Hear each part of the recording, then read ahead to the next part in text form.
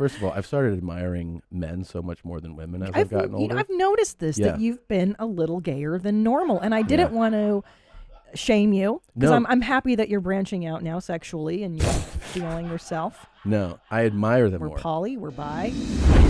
Welcome to your mom's house.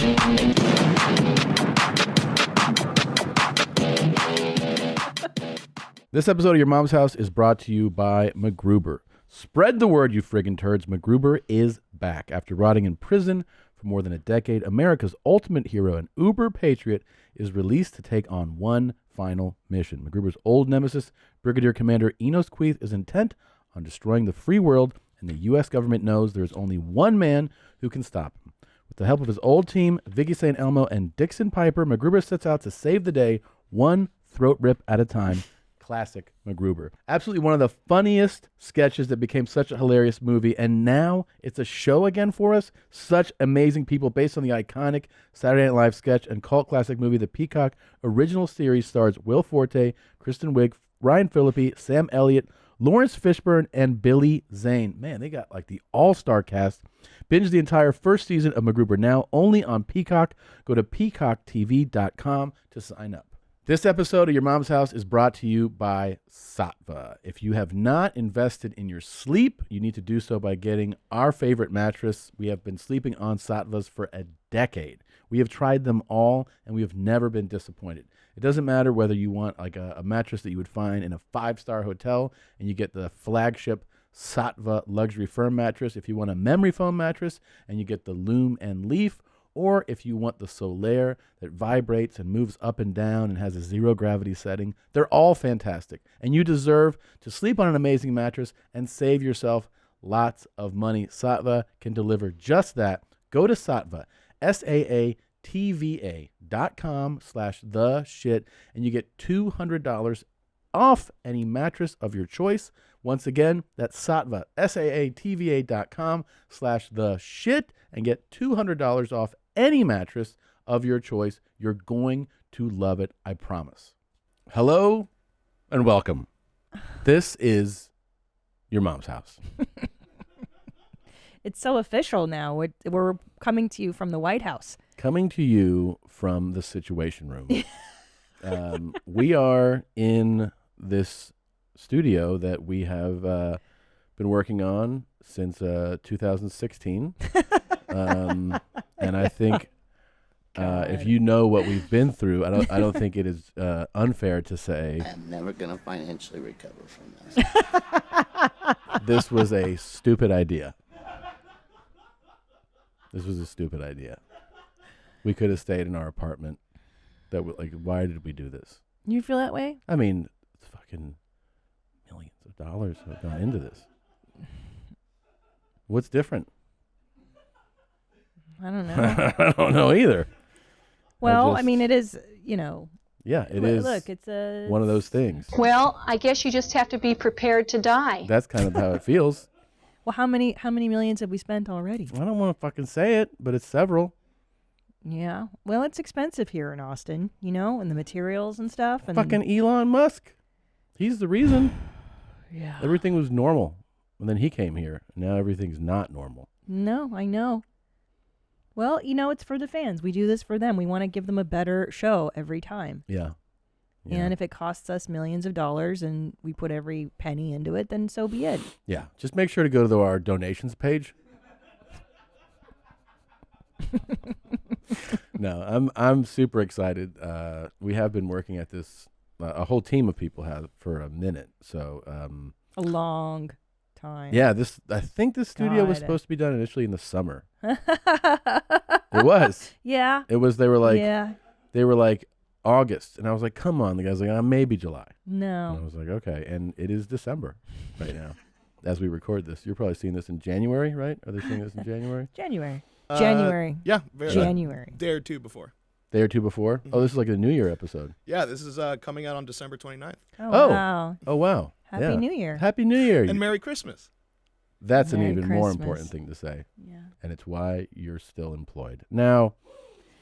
But what are you thinking, though? Look, and also, you know, we also haven't gotten our tchotchkes from the the other studio. That changes the game, absolutely. And why is that? Because they were sent USPS. right Yeah. instead of FedEx, which we Right. know is a superior mailing system. It's not even comparable. It's not. No. And so There's a reason that USPS is going to go out of business. it's done. Okay? So Yeah. how many months have our tchotchkes been in transit now? This is mean- like 6 months and we haven't seen. Well, you know why they were sent USPS? Why? Because our child sent them. He's fucking 16. How old is he? Zolo? Yeah. I think he just turned 21. Okay. Yeah. He's a baby. He's an idiot, doesn't he, know. He doesn't know that you go FedEx. You just pay for the FedEx. You don't do course. it. So these are the tchotchkes that we found. The one box that made it, just so you know. So you're gonna see some old school shit up here. You got Brace, Gigi Allen. Of course, Gigi's gonna be in the studio. Some of it'll change. Erica, Yeah. Charge It to the Game, Yeah. and then various. But look at like postcards. the fucking portraits.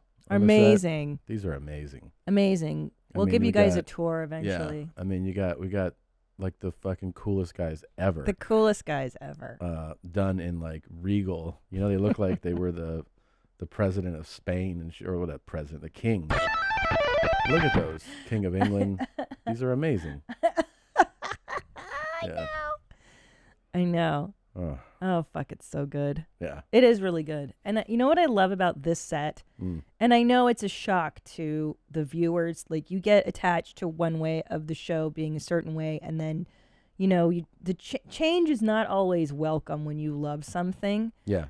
So I get it, guys. If you're looking at this and you're like, this is not Guantanamo Bay. We just got used to Guantanamo Bay. Yeah. But what I like about this set in particular is that it looks really official. It does. And so much nonsense gets discussed on this show. That's where I disagree. This is a serious show. That is, I think we give the Young Turks a run for their money.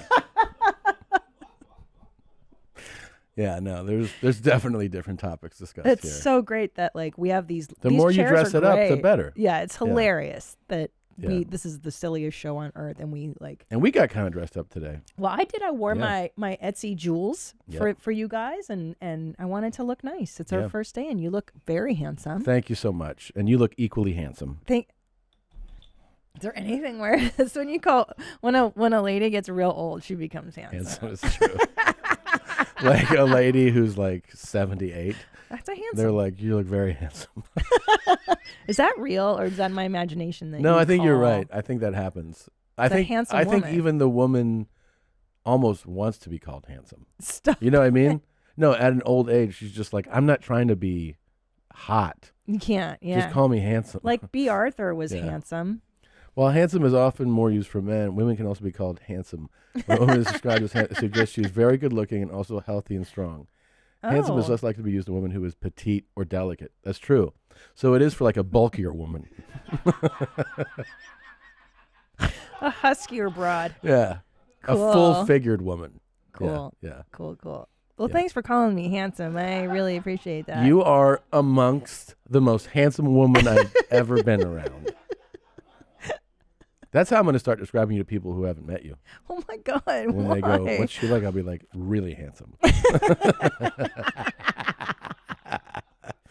But I'd prefer that, because then when I show up, they're like, she's not a fucking dude. No, I know. She's way prettier. Like, And I'll be like, you don't think she's handsome? And they'll be like, I just wouldn't use that word. And I'll be like, oh, okay. Well, I guess we use different words. and tell them I'm 68. So when I show up, they're I like, start, by the "Whoa, way, you look I did this great." as a joke. When we went, I did the, I really heard you sip and gulp. yeah. That was cool. Well, they upgraded the equipment. So, That's $1 million, just the yeah, mics. right there. Jeez. When I did the Asia tour that I Need You to Kill, Yes. that documentary that J. Elvis Weinstein directed, where I went to Hong Kong, Singapore, and Macau. I was there with Chad Daniels and Pete Lee, right? So yeah, there's the three of us. So this whole time on this trip, that was 2014. I think I'm fucking 260 pounds there or something. But anyway, the whole trip, I would tell people in Asia that Chad Daniels was 55, 56. And it was a joke, right? Yeah. But what ended up happening is that some people would go, like, they were like, man, you look fucking amazing. Yeah, it works in your favor. And he was like, thanks. And then they would go, you're 56. And he was like, no. Because he was like 41 at the time or something. But we ended up, I did it everywhere. Everywhere we went, I was like, do you know who Richard Gere is? And they were like, yeah. I'm like, that's him. Like, I would point to him. And they were like, that's Richard Gere? Yeah. But when you tell people you're older, and you're starting to get older, It has works. an amazing effect. It works really well. Yeah, stop trying to tell people you're younger. That's what I'm Do saying, the opposite. bro. And I know, by the way, I have close friends and family who are doing this that are lying about their age. Seriously? Mm-hmm. I don't want to say. I But think they're doing I it. know. They're doing it like single-digit changes. Do you know what I mean? Wait, what like do you mean?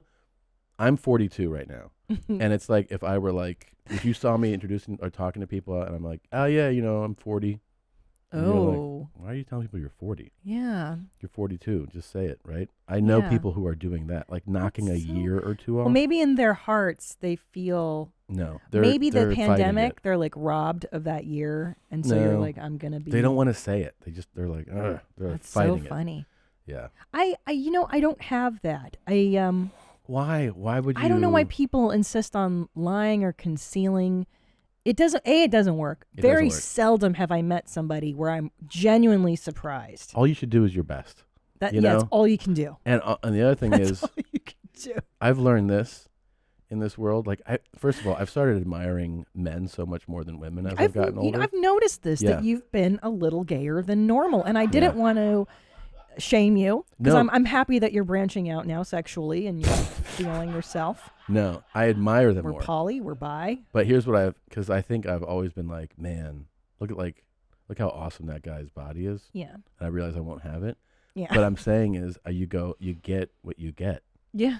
So like, I'm just never gonna have it. It's not for you. It's not on your cards. Yeah. But what you do have is a killer sense of humor, Yeah. the ability to write things that nobody else can, and you've got other talents. And I know what you're saying. Like when I was watching the new Real World reboot today on Netflix, Mm-hmm. and when you see a 26-year-old girl, like I see a girl now, Yeah. and you're just like, oh, you're so beautiful. Yeah, yeah. And you admire that, and you give that its place. Yeah, you know what I just mean? kinda- You're like, you process it. wow, Yeah. You go like I notice it. I'll see you here in Austin too. There's so many like shirtless fit dudes. So attractive. They're so good looking, They're you like see them pieces of everywhere. beef jerky. Just Every running turn I around. make on the road, I'm like, there's another shirtless hot guy, and then I'll feel like, I wonder if I could do, and then I'll be like, you're never gonna end up like that. Well, 'cause- But I'm saying that's what that guy got. Yeah, And that's his gift. He's probably poor. Probably and stupid. Yeah. And then I'm like, I'm not poor. Not at all. Not at all. And then I'm like, which car will I drive? You know what I mean? Like, so I just feel like you get what you get. well, that's the so- thing is that what would you rather have? Perfect physical specimen, but you're kind of a box of rocks upstairs, and you're like, you make a decent living, Yeah. but you're not Right. wealthy. Yeah. Okay, what would you rather be? Like super, super hot? Wealthy. Yeah. Any fucking day. Yeah. Because beauty fades, even if you are Richard Gere Yeah, yeah. or Brad Pitt. Like you peak and then everybody declines. Yeah. And at least you can like. And money's the I best. remember struggling so hard. Yeah. Like so hard. Like being so goddamn broke. Yeah, I know. I'm glad it It's the happened worst. in a way. Like, I don't want to go back. But I'm saying I'm glad I experienced that real struggle because it wasn't like for a month. No. It was like a decade or more. Decade we were so poor. And then Decade of us living off of Trader Joe. Now, Like, what would you say now though if you were like still like that but also not hot? You'd be like, what would you rather have? That guy's hot body or there's no brownies when you go home tonight. You're like, what? That's so true. sad. Because I do remember being 23 years old and really knowing, like, wow, this is the best I'm ever gonna look. It's good that you were aware of that. Of course, because I don't think a lot of people are. Oh, Like no, I knew. even tell people, like, no, you should like, if you're like in your early 20s Mm-hmm. and you've had a doubt about like doing photos of yourself, Do 'em. it. Take the pictures of yourself. Naked. Yeah, do them naked. Do plaster casts. I did plaster casts of my body naked. Have a photographer Yeah. take like a pro Yeah. Get in a bikini or lingerie or, you know what I mean? Like pose and like save those. Save them. And you jack off to when you're older. Could you jack off to yourself? Yeah. Do you think people do that? Of course. They take it. I can't be the only guy doing that. Babe, Yeah. okay. If I were a lesbian, Yeah. could I masturbate to younger pictures of myself? I don't know. You know what you do? You just so really, weird. You'd really admire it, though. It's like that Liberace movie. Remember when he makes Matt Damon go to the plastic surgeon and become a younger version of Liberace? Yeah. Remember, he's like, just change your face, give him a dimple, and he's like, that's what you look like. And like he brought a picture He of wants to himself in see his himself. 20s. He wanted to fuck himself. And he had good. such an extreme facelift that he would sleep with his eyes open. So he's like eyes open. So good. It's so good. This That was the movie best is movie. really good. So and funny. That's Michael Douglas in it. He is phenomenal. See, that's like we were shitting on House of Gucci. Yeah. The acting, acting specifically, and what absolute dog shit performances were delivered. Yeah. And that's a movie that the Matt Damon and Michael so Douglas good. were just fucking amazing. Because it's easy to be over the top with Yeah. Liberace, but Yeah. he gave a grounded Yeah. performance as Liberace. But wait, yeah. can I say one more thing before Yeah. we open the Yes, show? yeah. So the second thought to this, I was 23 years old, and I'll never forget, I was home on a Saturday night watching MTV. Yeah. Okay? Are you listening to me? I'm listening. Listen. And Yeah. I actually had the thought. I remember going, what? I gotta take a shit pretty bad. Are you fucking kidding I swear. me? What a great I'm way to open sharing this a show. thought for you that you've never heard me say before. How bad do you think I have to go where I'm Okay, saying that? go shit. Go. We Well- got a new studio. Go shit. Should I? Okay. Yeah, you should shit. Don't hold it. I gotta go bad. Go shit. That camera looks crazy, huh? Well, are you going to tell me about your dump? Everybody's on pins and needles. You want to know? Yeah, you stopped the show to shit. That's very rare. Yeah, it is. You don't really do that a whole lot. You've done it a few times. Can I tell you something? Please. It was awesome. Yeah. Yeah. Well, elaborate. What do you want to know? What was awesome? It was painful, and then the release of the pain, or No, I just felt like God's natural pull. It wasn't like oh my God, here's an like it wasn't like I ate something I got like that. It was like a regular like you should go now like that. Oh, it's calm. Yeah. Yeah, calm and I'm relaxed. really guess what all right. I'm gonna let you in on some insight. I'm dying to hear it. I didn't have eggs this morning. And I'm pretty smart. Mm-hmm. And I put together that every time I've had eggs for the last like 20 years, something bad happens afterwards. So today, after 20 years of eating eggs every day, Yeah. I was like, I'm going to skip eggs. I have eggs right here, by the way, next to me. But I think I might be onto something. So you just had a natural brown. It wasn't a catastrophe. Right. And you're thinking it's correlated to the no eggs today. I think so. Yeah. That's a safe assumption. Yeah. Yeah. 20 years, huh? I'm figuring stuff out. Yeah. Yeah. Very good. Can I finish the point that I was making before you rudely interrupted with your need to shit? Yeah. Go ahead. Listen. Yeah. Okay, ready? Yeah. Because he starts to look at the computer. Yeah, I'm ready. Yeah. Okay. So I had this very acute moment when I was 23 years old watching The Real World at home or whatever the fuck I was doing. And I said to myself, self, you're 23. You're the hottest you're ever going to be. Can't believe you thought this. What are you going to do about that tonight? I literally go, well, what can I do with that? And I was like, I guess I could take pictures of myself. And I already had. I had headshots and photographs taken. And then I was like, I guess I could go out and get laid. Like I could go to a nightclub and see if some guy would fuck me. But then I was like, so what? Do you know what I mean? Like that's not hard to do at any age. Like I literally didn't know what to do with my hotness at 23. Okay. Because think about it. What can you? Okay, so you're good looking. Right. Now what? I remember thinking like, well, okay. So what'd you do? someone's gonna fuck me. I stayed home and I drank and I ate Haagen-Dazs and I watched MTV. You know what I mean? Yeah. What? So what? So you're hot, and it's like, I remember thinking, like, I wonder if I could fuck some stupid bitch tonight. yeah. And I did. Yeah, I fucked lots of dudes too. Yeah, No big deal. Yeah, sure. Sure. Fuck dudes all day. Yeah. Okay. Now you can look at the screen. Well, I just have the opening clip. We've Oh, yeah. Okay. Where do I look gone for that? I don't even know where to look. 'Cause that it's all top brand screen new. right there. Okay. You ready? I'm ready. Here we go. Say that again? Are you retarded? What's your name? Adolf Hitler. Take a look. Yeah. Who is Randy? Don't bring anyone mother into Go this. USPS. Welcome to your mom's house with Tom Segura.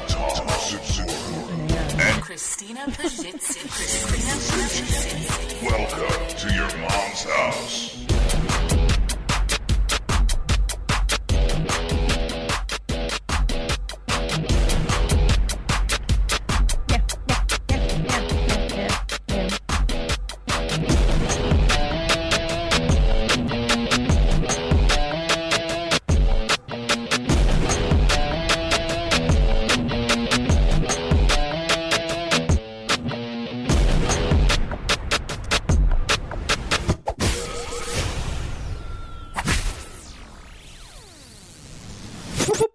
Adolf Hitler. Yeah.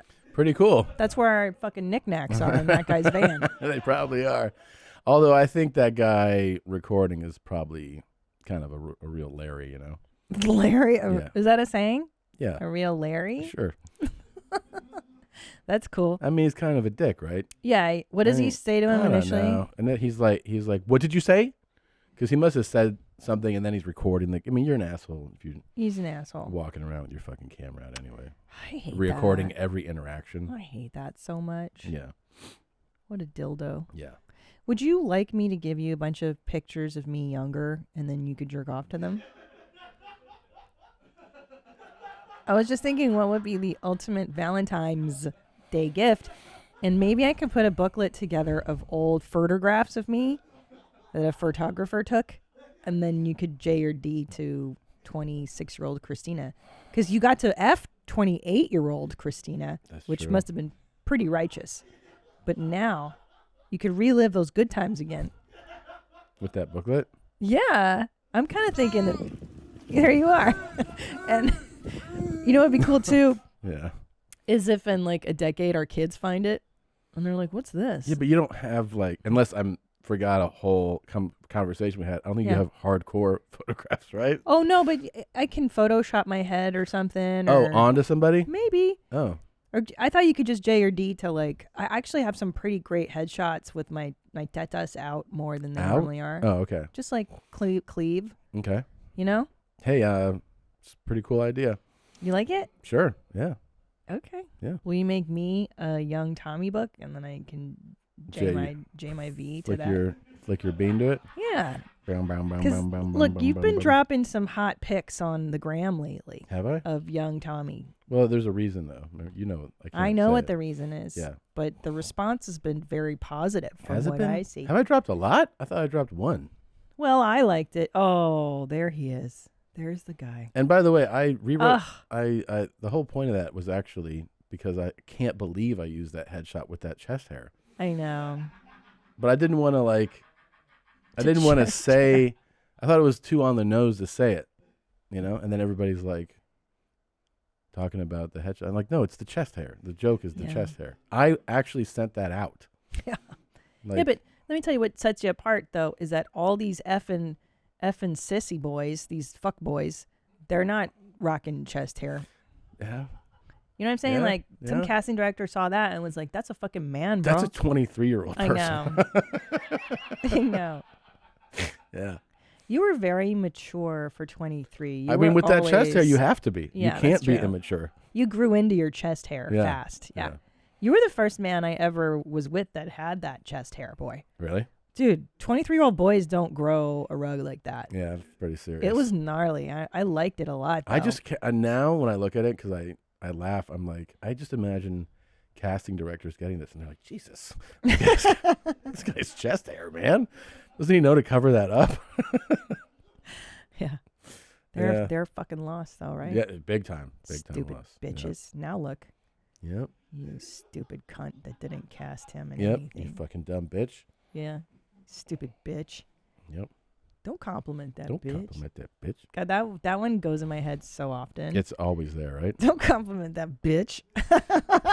Yeah. I love that lane. Don't compliment that bitch. Yeah. I love that lane of TikTok guys that are like, number one, don't give her shit. Like Tom Leykis' school of treating women bad. Yeah. God, it makes me laugh. Yeah. I spent $10 on a date. And that was his whole thing, is how little money he spent. He was always telling guys, like, stop spending money on women. I know. That's him. He's so That's gross. the guy. So disgusting. That guy. That guy. That guy's like, I spent $10 on a date. Jesus. Oh, he returns over the internet. Oh, shit. We got to get into Leykis again. Actually, so look at that far left. That's him. Looks like he lost like 100 pounds. Good. Yeah. Oh, good. He looks way better. He looks really good there. Good for him, man. Yeah. Yeah, his whole shtick was treating them like shit. Yeah. It's a radio shtick, really. Yeah. You know? It's just it's just an act. I knew someone that worked in the same building as him, and he was like, "Yeah, that was all just an act." I was like, of course. Yeah, look at that pose. That's him. Blow me up, Tom. Yeah. What a great shtick. He just figured out, because then the thing is, once you know that character, it's like a great sketch character. Yeah. Right? Once you know the character, you know how to answer any question as the character. Yeah. That's so true. When the caller would be like, "Hey, I'm dating this girl, and I don't know, she said she was going to be there last night." He's like, "Dump that bitch." And then he would just be, he just knew his shtick. He knew the character. Hold on, my favorite headshot. What do you have? This is my favorite. There's a lane of like we did it as a joke on a podcast, but like when I was like, "What the fuck are you doing right now?" But like this guy all the time. Yeah. I mean, we did it as a joke. Oh, sunglasses. But on? like when I think it's because you look like shit. But then like the headshot. Oh like, yeah. Like blow me up, Tom. The Here, other do one it. You is, do it because you look good. I like when you do it. The other one is comics would do it. You can't do it with these mics. Is they put the mic to their ear. Is they're like being wacky with the microphone. Yeah. You know? Yeah, I hate that. Yeah, do the headshot. Yeah. This one? Yeah.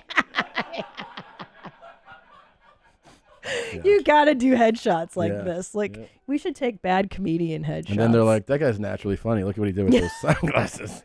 Yeah. Yeah. The one good thing about I was just touring. I was at the LOL in San Antonio, and they have newer headshots, like our generation of comedians. Yeah. And thank God we all knocked that shit off. Like the 80s were totally corny cornballs, and now everybody's just like, nobody does that shit. Now we know not to fucking put out a terrible. But you don't know. Gay you don't and know retarded. actually when you start, I think. You don't know. You don't know shit. Don't compliment that bitch. You don't fucking know. So this came in a little while ago. I've been so excited. This is a clip that immediately I got so excited about. Okay. And I've had it for a minute, but I'm glad that we saved it for the new studio episode. Oh, because wow. it's fucking amazing. Oh, now you got me intrigued. You ready? I'm ready. It's good. Is he down? We just killed. Is he down? We just killed a absolute freaking giant. Is he down, Hunter? Is he down? Is he down? Is he down? Did you see him go down? Did you see him go down? Did you see him go down? Did you see him go? Did I smoke him? Did I smoke him? It's so fucking emotional. We got out here. Oh, look at the meadow. This is why we came up here. We've been slipping along this big, huge meadow. Big, long, tall meadow. We've been slipping along here, just glassing. And all of a sudden, literally, I didn't even put my head net on. I'm like, we're just glassing these big, huge meadows. Is he down? But Is he down? I might be Asperger's. I have a hard time reading emotions. Really? Did I smoke him? Was he sad or was he jazzed? He's contained overexcitement. Oh. So he is beyond thrilled. Well, I thought he may have felt sad. Like, is he dead? No. Okay. No. He's just like, I did it. I did it. He's so stoked that he murdered an animal? Yeah. He murdered a giant, apparently. Wow. That's what they're saying. He's like, you just got yourself a huge one. like these dad boner hunters are like, they're the best. Because Just Glass is one of my favorite things of all time. Yeah, you know? He's of course. out there. I mean, when he first gets it, he knows he got it here. He's iconic. Like, no way.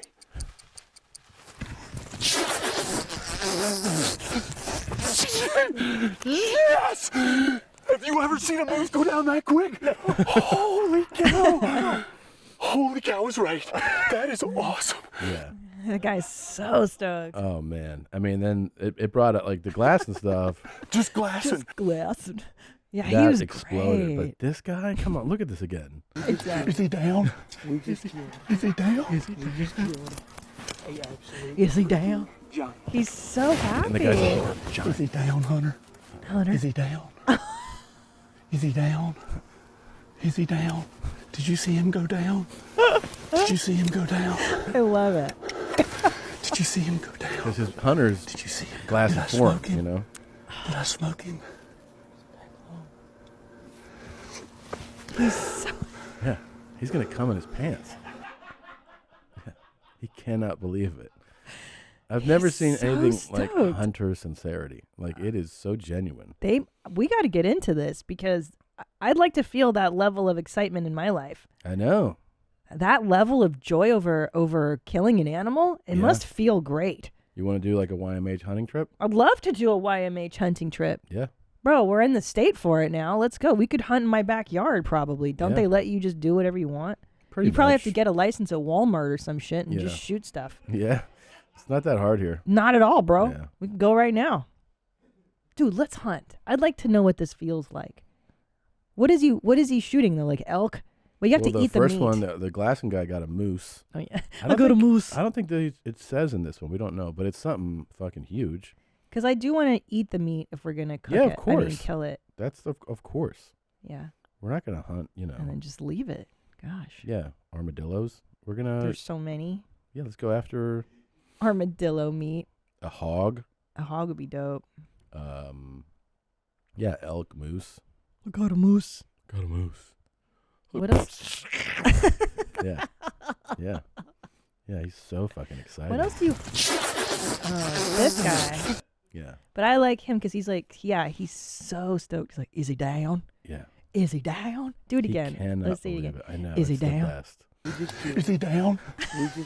Is he down? My face. Is he down? See that guy go? He killed an absolute Is he giant. down, Hunter? Hunter. Is he down? So he nobody down? got him. He's great. Is he down? Oh, he's so he down? sweet. It's like a little Did you boy. see him go down? That's the thing.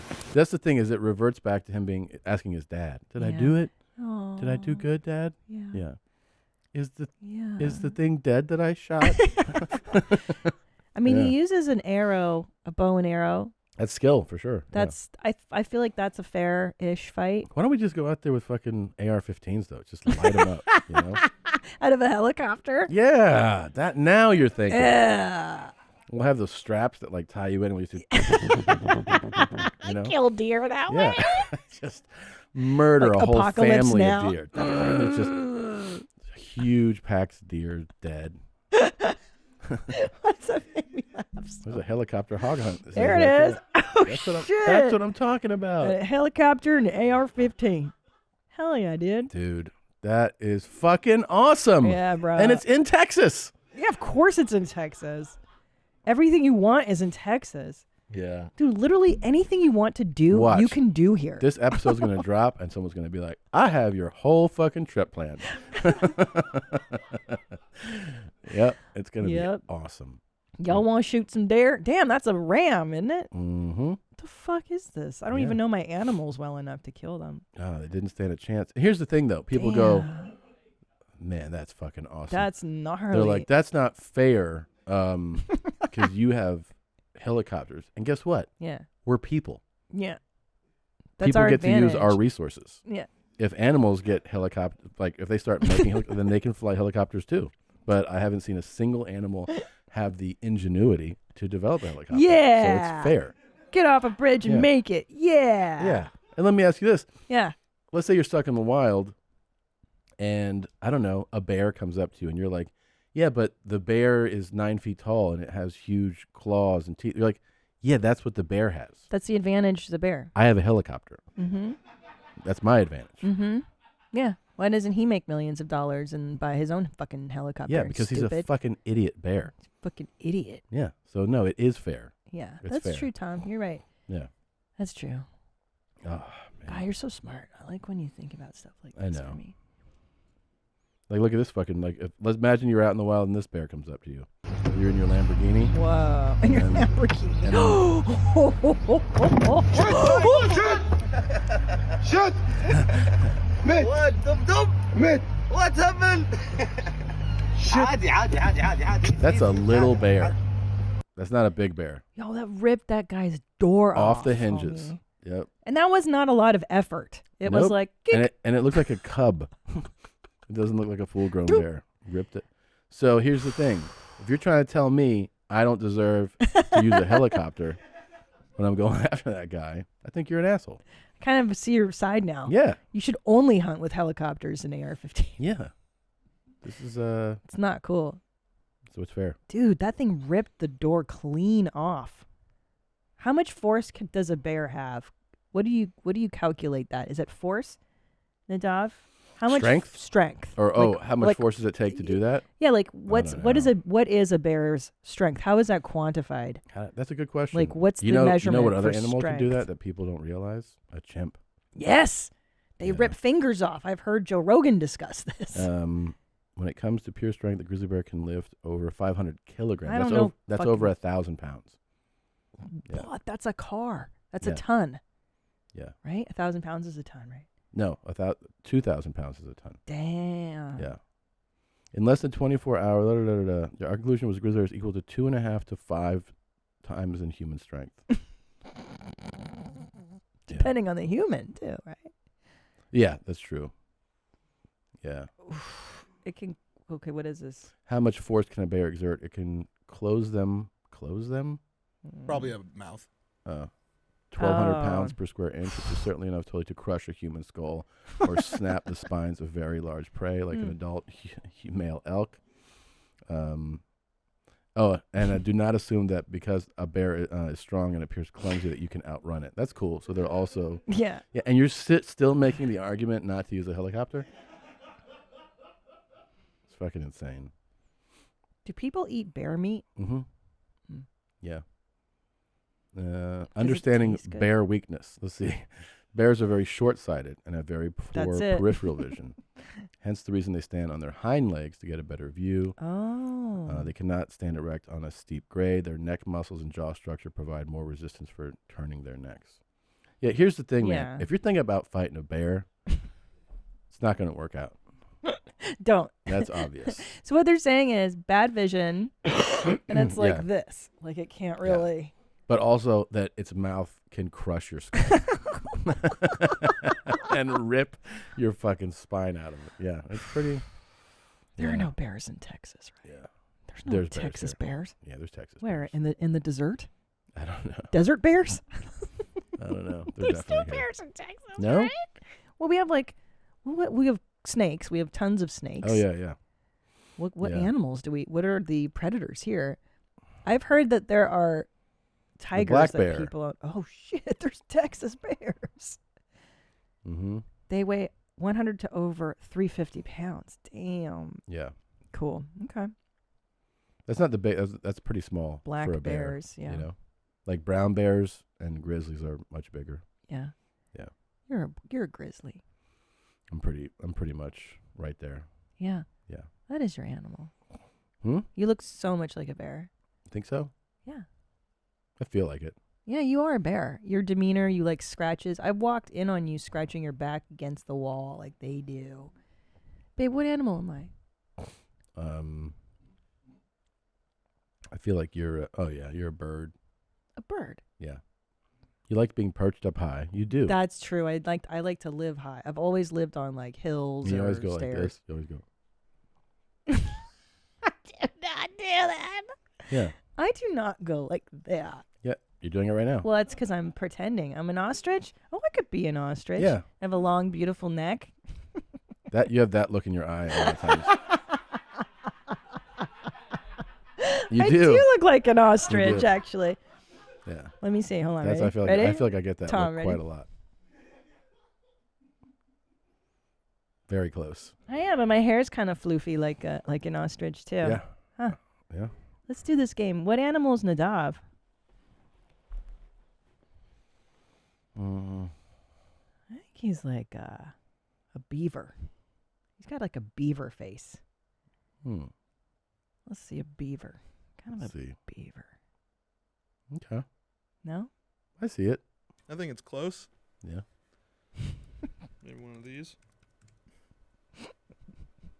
No, you're definitely not. That's too cute. You're not. Yeah, you're not that cute. You're not that cute. Nobody's that cute in this office. You joking? No. I am an ostrich. Yeah, that's so funny. I never had that, but now that I see the picture, that's so accurate. It's pretty accurate. Yeah. Huh. I wonder if my Fuck things- Joe Biden. That communist pedophile raped his fucking daughter. He sniffed kids. He raped them. He touched them. He filled them. He's a raping communist pedophile. He sniffs kids' assholes. He fucking fingers their buttholes. It's hard telling how many fucking kids that fucking Joe Biden is fucking ass raped. I love politics because of this. Yeah. You know, like the fact that you would. Well, these are some serious allegations. Don't you think he should go on the major news outlets and let them know? I think we're helping him. I think we're helping him get the message out there. Remember when Hillary Clinton ate out Ryan Sickler or licked his balls too? Those are some serious allegations. You think I could forget that? Of course I remember. I mean, we get intel like this. Yeah. You got to share this with the world.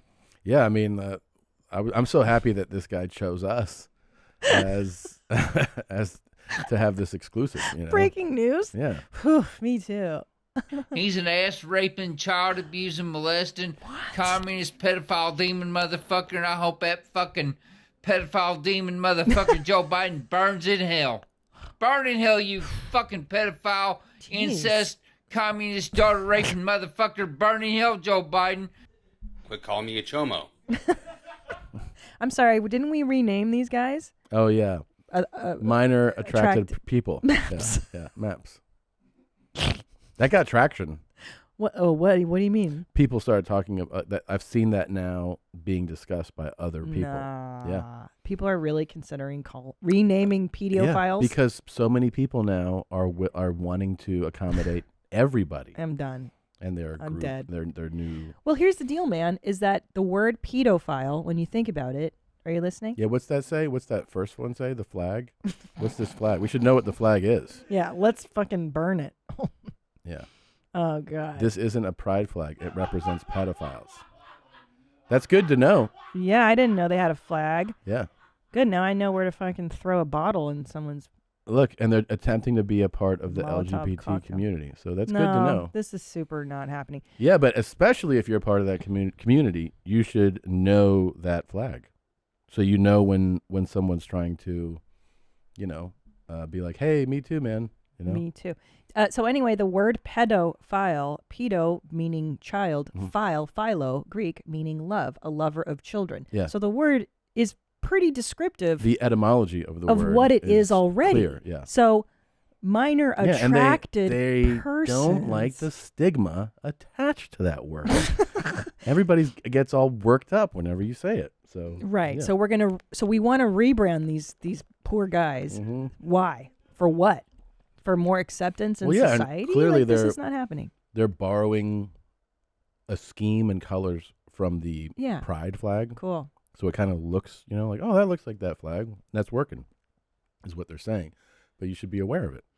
I swear, and they're going to start now having feelings for murderers and rapists. Please do not use gendered language. But the reason you have people saying maps is because of point of personal privilege. These people idiots. like that. I know. Like these idiots got the conversation accepted where people are like, I all know. right. And then now this shows you what ends up happening. This is the natural extension Yeah. of everybody being accommodated. Yeah. And another reason why it's taken months for us to finish the studio, we have had to build 300 different bathrooms to accommodate all the genders. Yeah. That's fucking retard. Yeah. And it's been tough. Yeah. Yeah. Because every week someone adds a new gender, and now we have to build the bathroom to accommodate. It's been expensive too. Very expensive. Yeah. Very expensive. Dama, Mappa, Pom Pom, Nori. That's what you can call your mom and your dad. If they're I mean, I'm all for this era of feelings too. I think it's nice that feelings are good. Finally, like, it's that. But this is, I think there's a limit, right, to who gets to have sympathy and feelings. Don't we cut it off at pedophiles? Oh yeah, and you definitely rapists and murderers. Yeah, them you don't really have to Like, accommodate. we should castrate them and then study them. Yeah. So that we don't allow them in society. Exactly. But we should be savage with them. I don't think they deserve. They don't deserve a to be rebranding. treated like people. No, they're not. They're pedophiles. Yeah, yeah. All right, we should take a quick break because when we come back, we have the most exciting guest we've ever had in the history of this amazing podcast. Don't compliment that bitch. We will definitely not be complimenting that bitch. That's where it spits. All right, we'll be back in a minute. For months, home has felt less like the refuge it should be. At least that's how we feel. But this season, make home homey again with Brook Linen at the forefront of all comfy home goods. I love Brook Linen. We sleep on their sheets, but they also have everything you need to feel comfortable. They have everything from dreamy decor to cozy loungewear. Oh my God, their loungewear is impeccable. To their new line of slippers. Brook Linen's comfort game is unmatched, and their lineup keeps getting better. And if you're looking for more ways to stay cozy, check out Brook Linen's candles, eye masks, and accessories. Take the guesswork out of gifting with comfy crowd pleasers from Brook Linen. Get comfortable this season and save while you do it. Go to brooklinen.com and use promo code HOUSE for $20 off with a minimum purchase of $100. That's BROOKLINEN.com and enter promo code HOUSE for $20 off with a minimum purchase of $100. brooklinen.com, promo code HOUSE. All right, you guys see what it is. I never take my Whoop off. I love this thing. The first thing I do in the morning, I open my app and I see how I slept.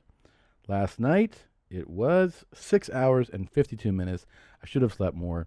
I absolutely love the insight I get with my Whoop. You can monitor your recovery, sleep, training, and health with personalized recommendations and coaching feedback with Whoop. Train smarter, recover faster, sleep better, and now feel healthier with Whoop and their all-new Whoop 4.0, the latest, most advanced fitness wearable on the market. The all-new 4.0 is smaller, smarter, and designed with new biometric tracking, including skin temperature, blood oxygen, and more. The device also features an all-new smart alarm designed to wake you up feeling refreshed and ready to take on the day. Plus, it was designed with their Anywhere technology, so you can wear it with their Whoop. The all-new waterproof device is free when you sign up for a Whoop 4.0 membership. For any members, if you have 6 months left of membership on your account, you can upgrade now and get the 4.0 for free. Right now, Whoop is offering 15% off when you use the code MOM at checkout. Go to Whoop, WHOOP.com, and enter MOM at checkout to save 15%. We're back, and look, this is episode 1 from the new studio, and we thought we should come out with a banger of a guest. So we are very, very happy to welcome to the new studio, Jeans, right here in Austin, Texas, the great Cobra Tate. Oh my God. Cobra Tate's here, everybody. I don't understand why everyone's I'm the a first fucking guest of stupid the new idiot. studio. You know I like 2 coffees. I'm sitting here with one. One. That's fucked up, man. But we did get you sparkling water. Yeah, we didn't get you poor people water. Okay, all right. You know, it's not so bad. Yeah. But it's been a long flight. 2 coffees would have been nice. Yeah, I'm sorry. I'm sorry. I'm sorry. Hey, guys, get the fuck on it. Unprompted, you dicks. Yeah. Clean. Clean up. But you know, I say these things and people really genuinely think I'm crazy. Yeah. But I mean everything I say. That's what I love about you, is that you really are just not afraid to say. He's a maverick. Yeah. I'm a maverick. Yeah, that's exactly what I am. I'm hard to kill. Yeah. Like Steven Seagal. Yes. He's a maverick. He's Steven Seagal. He gets on the train, he aikidos. Yeah. Yes. He does what he has to do. That's me. How am I going to let okay, yes, you're a beautiful young lady. Of course, you're a very gorgeous woman. But I'm the big G. What, you're not going to clean my house? Yeah. Right. Something has to happen. Well, let's talk about this. This is fascinating because we came across your videos a while ago, and thank you very much, sir. Yeah, thank you. Finally. Fucking God. Jesus, I was about to walk out the you door. You waited a long time for that. They were fueling the jet. I'll have to tell them. I will. Slow down. I apologize on their behalf. So sorry. Fine, bro. So I am a dumb bitch. How can I not be so stupid and keep my husband? I want to keep him happy. And I think all the women listening to, they want to know the secrets to a good relationship. I'll tell you the secrets. Yeah, I'm writing them down. I'll tell you the secrets. Oh yeah. Let me Let tell you the secrets. Yeah, go ahead. I'm taking notes. I don't think most women understand what men are looking for in general from life. Okay. And it's not just relationships, it's in general from life. I think, and when I say think, I mean I know, that men are biologically designed, we're evolutionarily hardwired to seek status. That's what we want. Men talk about wanting money. You don't want money, you want power. You want power, you want status, you want the fast car. You don't care about the car. You want everyone to know you have the car and they can't have the car. Right. If everyone had a Lambo, you wouldn't want a Lambo. Right. Right? Right. So we want status. So every single thing we do is status driven to some degree. It's true. Meaning the female we are with has to add status to our lives in some form. That's why we like beautiful women, right? Right. But a beautiful woman who doesn't behave and doesn't obey isn't really much status. Yep. So when we're looking for status, we want a beautiful woman who is compliant because it's unique and it's scarcity that provides value. Right. So if you want to keep your man happy, you need to think, how do I make my man look better to the world? How do I make him look better in front of other men? You know what? If I were to just make him 2 coffees and shut the fuck up, he's going to look like the big G. And he's going to be in love with me. That's what you have to do as a woman. Well, let me just stop you real quick and say something. You've got a lot of work to do. Me? Yeah. I brought you 2 coffees this morning because you were coming in, and I said, Tommy, here's your 2 coffees. I did. I'm just saying, he made a lot of sense. And just, what do you fucking... I'm just saying, keep taking notes. Don't even talk to me. Keep taking notes.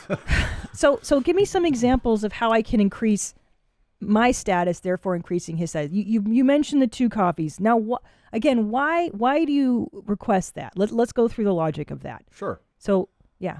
Because it's a basic respect thing, right? And compliance is something which is going to increase the status of your man in front of other people. Right. And truthfully, it's not really a very big ask. The fact that it's basically pointless is the whole point of it. I drink one, I don't drink the other one. It's just a respect thing. It's doing something which is basically pointless to show you have respect for me. And that's not me being insecure or crazy or whatever. I have a lot of jobs as a man, and I make sure I fulfill my side of the duty fantastically. I'm not going to let anything happen to you. I'm going to take care of us financially, et cetera, et cetera.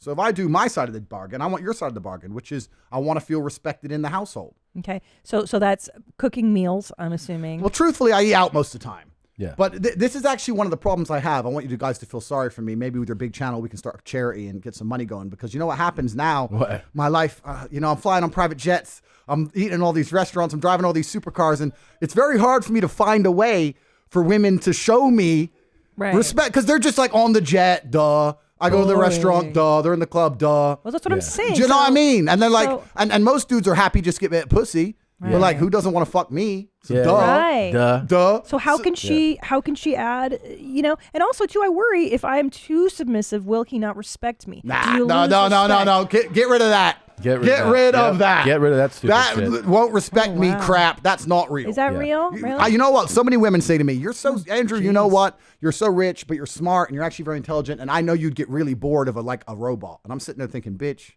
I wish to God you were a robot. You better shut the fuck up. We talk about star signs? Oh yeah, I'm so glad. Tell me more about Sagittarius rising, you idiot.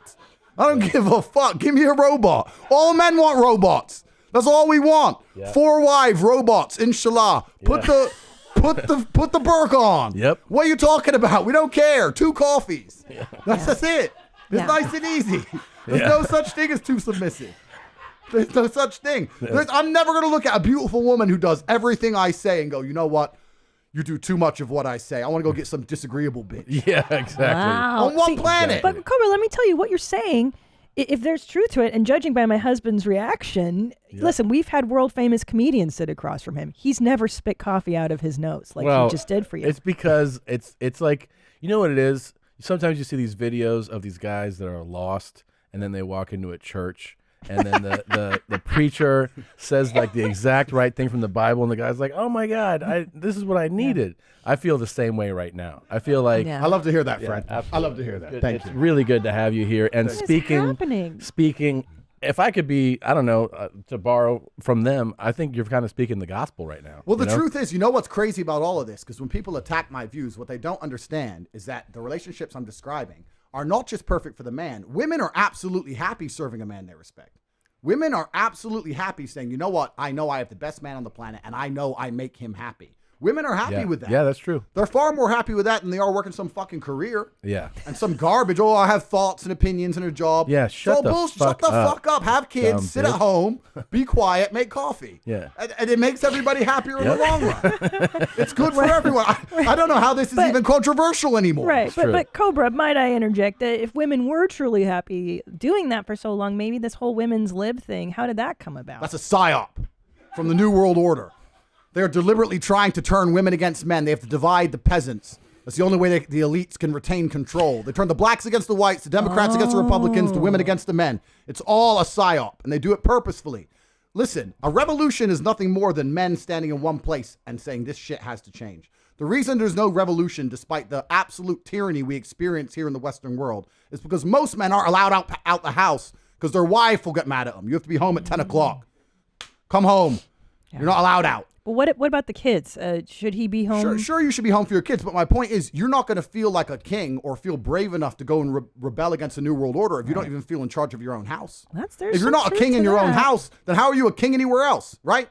And the law is set up in a way in the Western world. Like that. The law is set up in the way in the Western world where men have absolutely zero power. Most men are clinically depressed, working jobs they hate, in sexless marriages, and they know they can't leave because they lose the house and they lose the kids and they lose everything else. So they don't have time to be concerned with anything that's actually happening in the world. They keep us divided and distracted. And empowering females is the easiest way to weaken the will of men. What happened when the Romans conquered the Greeks? The first thing they did was kill all the fighting age males. And we live in a world now where they are deliberately killing the fighting age males. They're killing the spirit, the warrior spirit inside of men. And they're doing that by motivating females and empowering them to the point where they're going to sit there and go, you know what? I'm a feminist. You can't tell me what to do. I'm allowed to go out with my friends. He's just my friend. I'm allowed to sleep at his house and drink vodka. Oh, I only sucked his dick. What's the problem? You know what? Fine, we get a divorce. I'm taking the fucking house. Yeah. It's bullshit. Yeah. Yep. How do you feel about women serving in the military and stuff like that? I think that's the biggest mistake a female could possibly make. Why the fuck would you do that? Yeah. One, you're shit at it. Yeah. Yeah. That's the first thing. Yeah. Like anyone who's out here who's actually been through something, as I have, knows that when the fight goes down, you need the women protected in a way. You don't need the screaming in your ear, right? So they're shit at it. That's the first thing. And the second thing, it's part of the psyop. They're masculine. In the Western world, they are trying to turn females masculine. It's not an accident. None of this is an accident. All of this is done very, very purposefully. And it's to destroy the will of man. The reason I feel compelled to say the things I say and do the things I do, etc., is because I live in a country where there's no femme-centric government that's going to come and destroy me. And also in my relationships with females, there's no woman telling me, Andrew, just put the mask on. Andrew, just be quiet. Andrew, it's late. Don't lose your job. Andrew, the kids, blah, blah, blah. They're just sucking men down the pit. So hold on. Do you mean to tell me that Cobra Tate will not be married, will not be tamed? It's not about being tamed or married. I don't believe in marriage in terms of an institution, not because I am against the idea of loving a woman, but I'm so anti-government. I don't want them to have anything to do with me, especially where my dick goes. So fuck them. Yeah. So I refuse to sign the piece of paper because I just don't want to deal with governments more. Okay. So there won't be a Mrs. Cobra Tate. If I meet a woman and point. Yeah. You. She's Mrs. Cobra Tate. Yeah. I don't need the government to give me any kind of fucking approval. Have you met a woman yet that you go, What do you mean? That's all I fucking do. What are you talking about? I'm just pump. Wow. You got a sister, bitch? Bump. Wow. Like, you think I'm playing games? Do you think ever, I'm playing games? Do you ever worry that a woman just is with you for the wrong reasons, and therefore, do you ever hide how successful you are? You know what I mean? Like just to see like what happens when like the Lambo's in the garage. That's a good question, and I think you have to look at it under a different frame. Okay. If she's only with me because I am tall, strong, rich, and successful, and smart, and interesting, and charismatic, and humble, and funny, Yep. If she's only with me for those things, and I'm only with her because she's beautiful and shuts the fuck up, who's more shallow? Truth. You. So who cares? Right. So I'm not going to be gold dug because I'm not an idiot. Like no girl's going to come to me and say, "Give me money." Yeah. If I decide to buy her a present for her birthday, it's my prerogative. Right. I'm not stupid. I'm not a punk.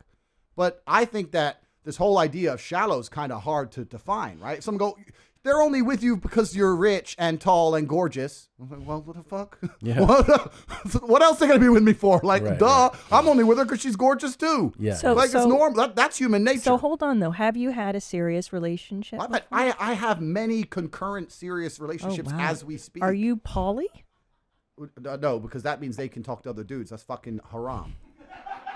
That's atrocious. That's disgusting. Yeah. Agreed. Throughout the Agreed. majority of human history, female promiscuity has been absolutely frowned upon. Only in the Western world we're going to pretend it's an okay thing. Every single culture since the dawn of human time and every single place on the planet has said that female promiscuity is disgusting to the point where females were executed for it. Yeah. And most of the world today... As they should be. Get the rocks. Yeah. Abdul? Yeah. Get the rocks. Get the rocks. Yep.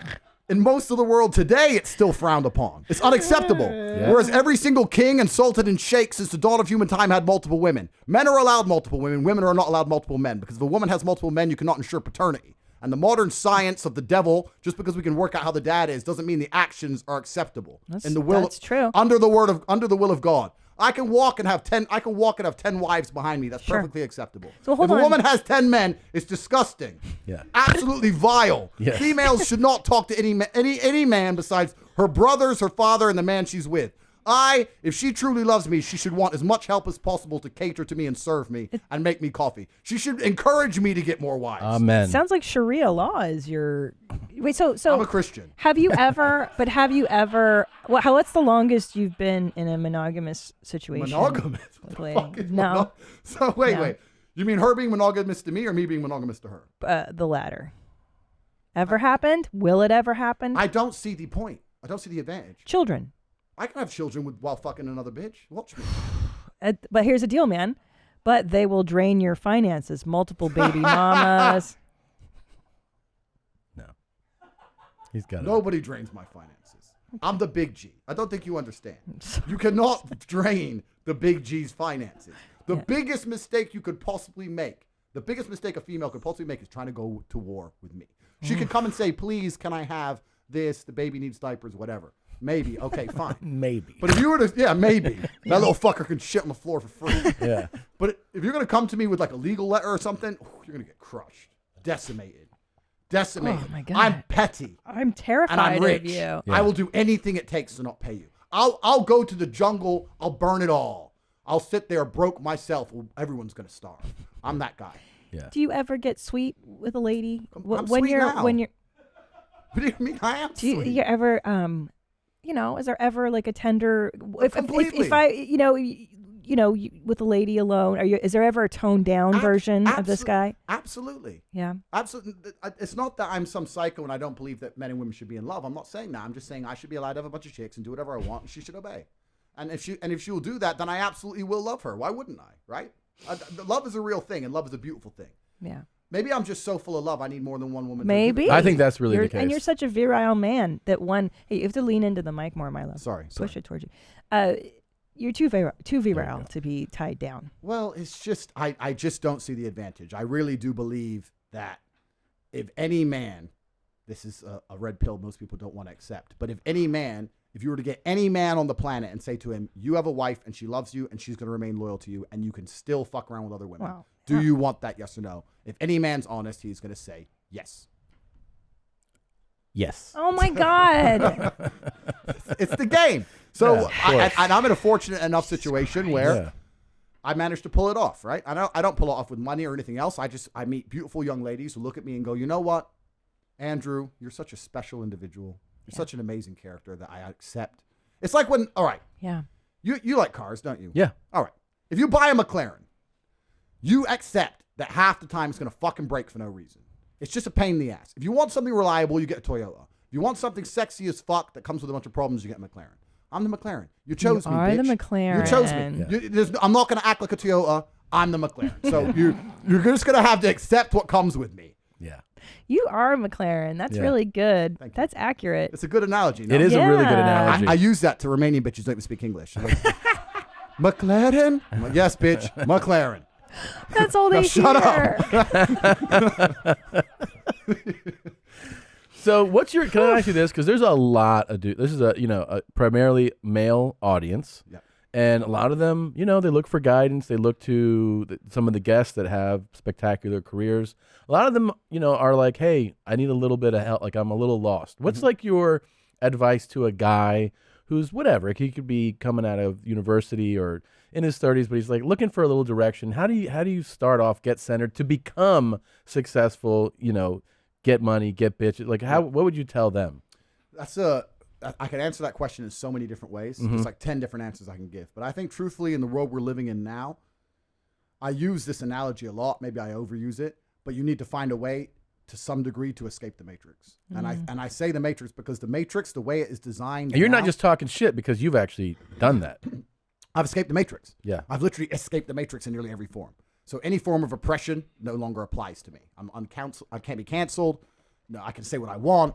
My finances are secure. I've escaped the matrix. And when I talk about the matrix, it primarily applies to men because men are the backbone of the slave force. We always have been and always will be. And unfortunately now, if you're a law-abiding man inside the matrix, your future and the life that is laid out for you is nothing but depressing. You're going to go to school. You're going to get in debt. You're going to get a job. You're going to get a wife. Divorce is coming. You're going to lose the house eventually. Your job's shit. Inflation's outpacing your wages. You're going to work.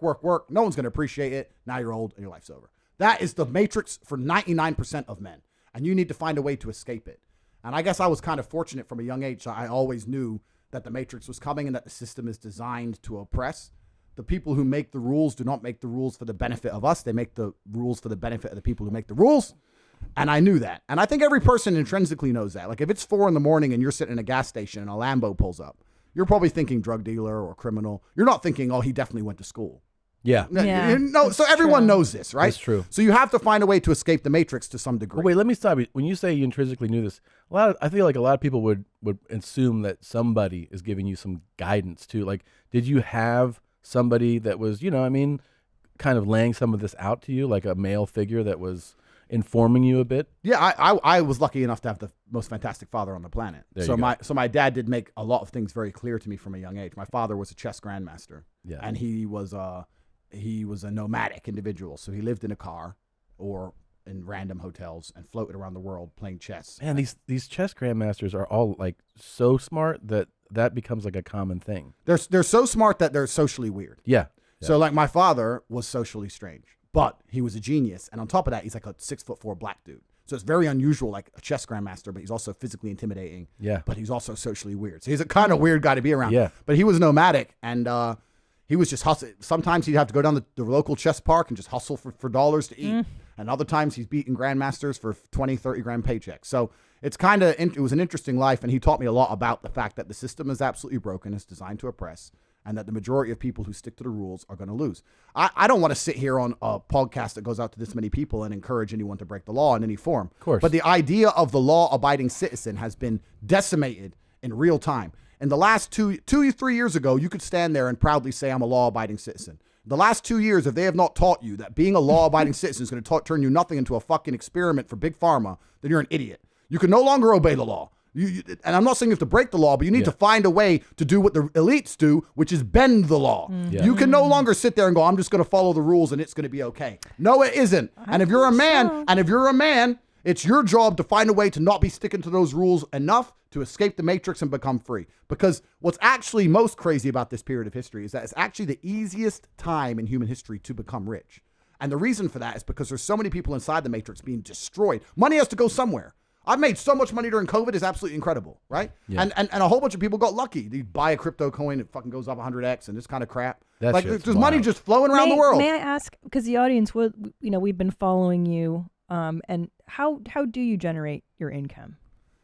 Are you fighting? We know you're a fighter. I was a fighter. So there's my 2 primary sources. I have 3 primary sources of income. Wait, 3, 4. I'm thinking of which ones I'll tell you about. Yeah. 4. I have 4 primary sources of income that I'm prepared to disclose to the world. Sure. Go ahead. The first thing is I own some casinos in Romania.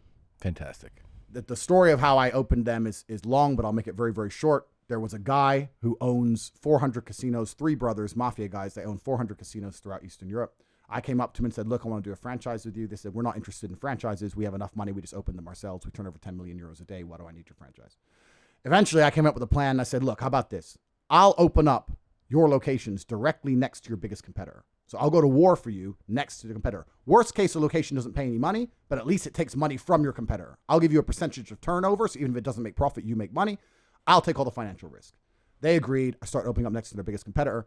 I actually did something that was kind of funny. What I tried to do was find ones in between their competitor and a Starbucks. I'd open in the middle, and then I'd offer loads and loads of free coffee with a barista and a sexy chick. So instead of going to Starbucks, you could just take your money, go get free coffee, and gamble. And I ended up making a bunch of money. I took his competitor down, bang, bang, bang. So I opened them up. That's the first thing. That's the first one of the first ways I made. That's what's good up, business. Dude. Yeah, that's all right. tight. Yeah, I'll do that. Second, my brother runs a company that manages girls on OnlyFans. So a female without instruction is headed for destruction. Women are intrinsically lazy. Yep. Intrinsically. If you show a man how to make $1,000 in an hour, he'll think, I can make $24,000 a day. If you show a woman how to make $1,000 in an hour, she'll think, I only have to work 3 hours a week, because they are fucking lazy. Stupid bitches. Lazy. Are entitled and fucking lazy. Yep. Absolutely. So my brother comes Hey, you along. just had that on deck. Yeah. Good job. So my brother comes along and says, listen, you're making a little bit of money. You're a fine Caucasian of the wrong persuasion. The men think you're handsome. They should pay your ransom. We're going to change it up. You're going to listen to me. I'm going to install some structure and some discipline in your fucking life. And you're going to make some real money. And I'm going to get a percentage. So my brother runs an OnlyFans agency. I'll be honest. So my brother's making $200,000 a month from OnlyFans. Casino's making more than that. And then I've got an online school actually called Hustlers University. I have a university online. And Really? And I teach people how to make money with 18 modern wealth creation methods. So Wow, that's okay. That's cool as shit. So how can somebody sign up for that? That is on CobraTate.com. You can see it. It's called Hustlers University. It's $49 a month. And I teach 18 modern wealth creation methods on how to make money. And I do this not because I'm a philanthropist. I want everyone to understand this is not philanthropy. I'm not trying to be a nice guy, and I'm certainly not trying to make money. But I genuinely believe we're living in a pivotal period of human history. Yeah. I believe that things are about to get a lot worse before they get better. Yes. And I believe that anyone who thinks like me and is aligned with me and understands about the global enslavement, if they're going to be on my team, I want them to be rich. Money gives you power. Yeah. So I am teaching anybody who will listen to my videos and understand what I'm saying and doesn't hate me how to make as much money as possible, because when the time comes and the battle call is made, I need rich people around me. Yeah. That's what Hustlers University is about. So it's right there. We teach everything about how to make money from cryptocurrency, And e-commerce, anyone, can a stocks. woman sign up for this? Anybody. Okay. Oh, a woman can do this. I will allow females into my program for the moment. Yeah. Women are fucking stupid. Well, That's yeah, right, yes. They struggle with the reading and the work. You know, That's what I was gonna say, They're if like, they can read. but they try their very best. Yeah. Yeah. If they're hot, they can get a private class. Oh, okay. But otherwise, fuck them. So that's Hustlers University. I teach 18 modern wealth creation methods. There's me and there's 17 other professors in there teaching how to make money. It's only $49 a month. We have about 6,000 students, so that's doing well. So you are making some real money, man. I'll be honest. I say I make $2 million a month, something like that. Wow. That's a really good. It's a good living. Good I do for all right. you. I do all right. And then I also have the last thing I'll talk about is the War Room, and the War Room is my own secret society. What's that? It's a secret society. Like Illuminati type shit? Correct. So the War Room is for men who. The Hustlers University is about money, and the War Room is about everything else outside of money. It's for everything that is not money. Once you start making money, you realize there's so much more to life than money. If you need to go to Moscow during a lockdown and you need a business visa, who do you call? You call the War Room, right? Yeah. It's one of those things. So we have a secret society. We operate all around the world. We have over 3,000 members in 72 countries. No bitches allowed in this. No females. No. Fuck no. Yeah, fuck no. I see all those cigars. Girls don't. Yeah. Do you suck dick on demand? Do you know why I smoke cigars? Why? No. Because they raise your testosterone level. Really? Hey, man, I smoke cigars. He I does didn't even know too. that. What's that? Look, I have a friend right away. Yeah. Here I was thinking I was going to be under fire. Yeah. Turns out I made friends in Texas. This is amazing. No. Tom loves you. Oh, perfect. He's nodding his head. His neck is practically going to break because Yeah. he's like, yeah, buddy. Yeah, Two you coffees, leave G. tonight, right? They're fueling the jet. I mean, Okay. when I first got here, I had the one coffee. I said fuel the jet. Now the jet's the fuel's going in, so I'm probably gonna have to bounce. Yeah, But- that's too Well, bad. It's too bad. It's a shame, I know. Yeah, man. But I'll be around. Look, I'm around the world. I'm here. I'm there. I'm around. Okay. I'm around. But anyway, sorry for ranting on and on about the global enslavement of man. But you know what? No, I'm not fucking sorry for anything. Yeah, of course. If you're a man with any level of testosterone level, and you've been witnessing what's been happening in the world in the last 2 years, I struggle to sleep at night. Like literally, what's happening is fucking crazy, and I'm struggling to sleep. And I'm an individual with $50 million who can hide and disappear. If I was Joe Schmo, I'd be scared. You're out here. They're lying to you about the inflation rate. You're not getting a pay rise. Like what? Where's your panic? People are not panicking. They lack perspicacity. They're not paying attention to anything. Google perspicacity. It's the ability to be perceptive. Oh, shit. And they're not paying attention to anything, and they're just sitting there waiting for the fucking steamroller. You think in 10 years from now things are going to be better? Like, what's out of you out of your fucking mind? You need to prepare for this. And the whole idea of prepping in the old traditional sense of buying a bunch of food and hiding in the forest and the cabin in the woods, that ain't going to work either. You need a global network. You need a secret society. You need places you can hide. You need money, and you need the ability to bounce. That's what you need. That's what I have, right? But I don't know how fucking Joe Schmo's even functioning in society nowadays, because I'd be furious. I'd be like, what the fuck? You tell me inflation's 7%? That's a lie. So you feel like those most of those people are just not like alert. They're not awake, right? They're just kind of following along. We suffer. The modern world suffers from a bout of cowardice. The average man in the world today is just a fucking coward. It's not that he doesn't pay attention. It's not that he doesn't know. Yeah. It's that if he pretends it isn't there, it's ostrich shit. Yeah. I'm just going to hide. I don't know what to do, so I want to hide from it. It can't possibly be true. No, they can't possibly have lied about that. Oh, no, boy. It's all cowardice, right? Yeah. Because you're a coward. Because when you accept the realities, now you need to do something. You're implored to act. Yeah. They don't want that. So we're suffering from a massive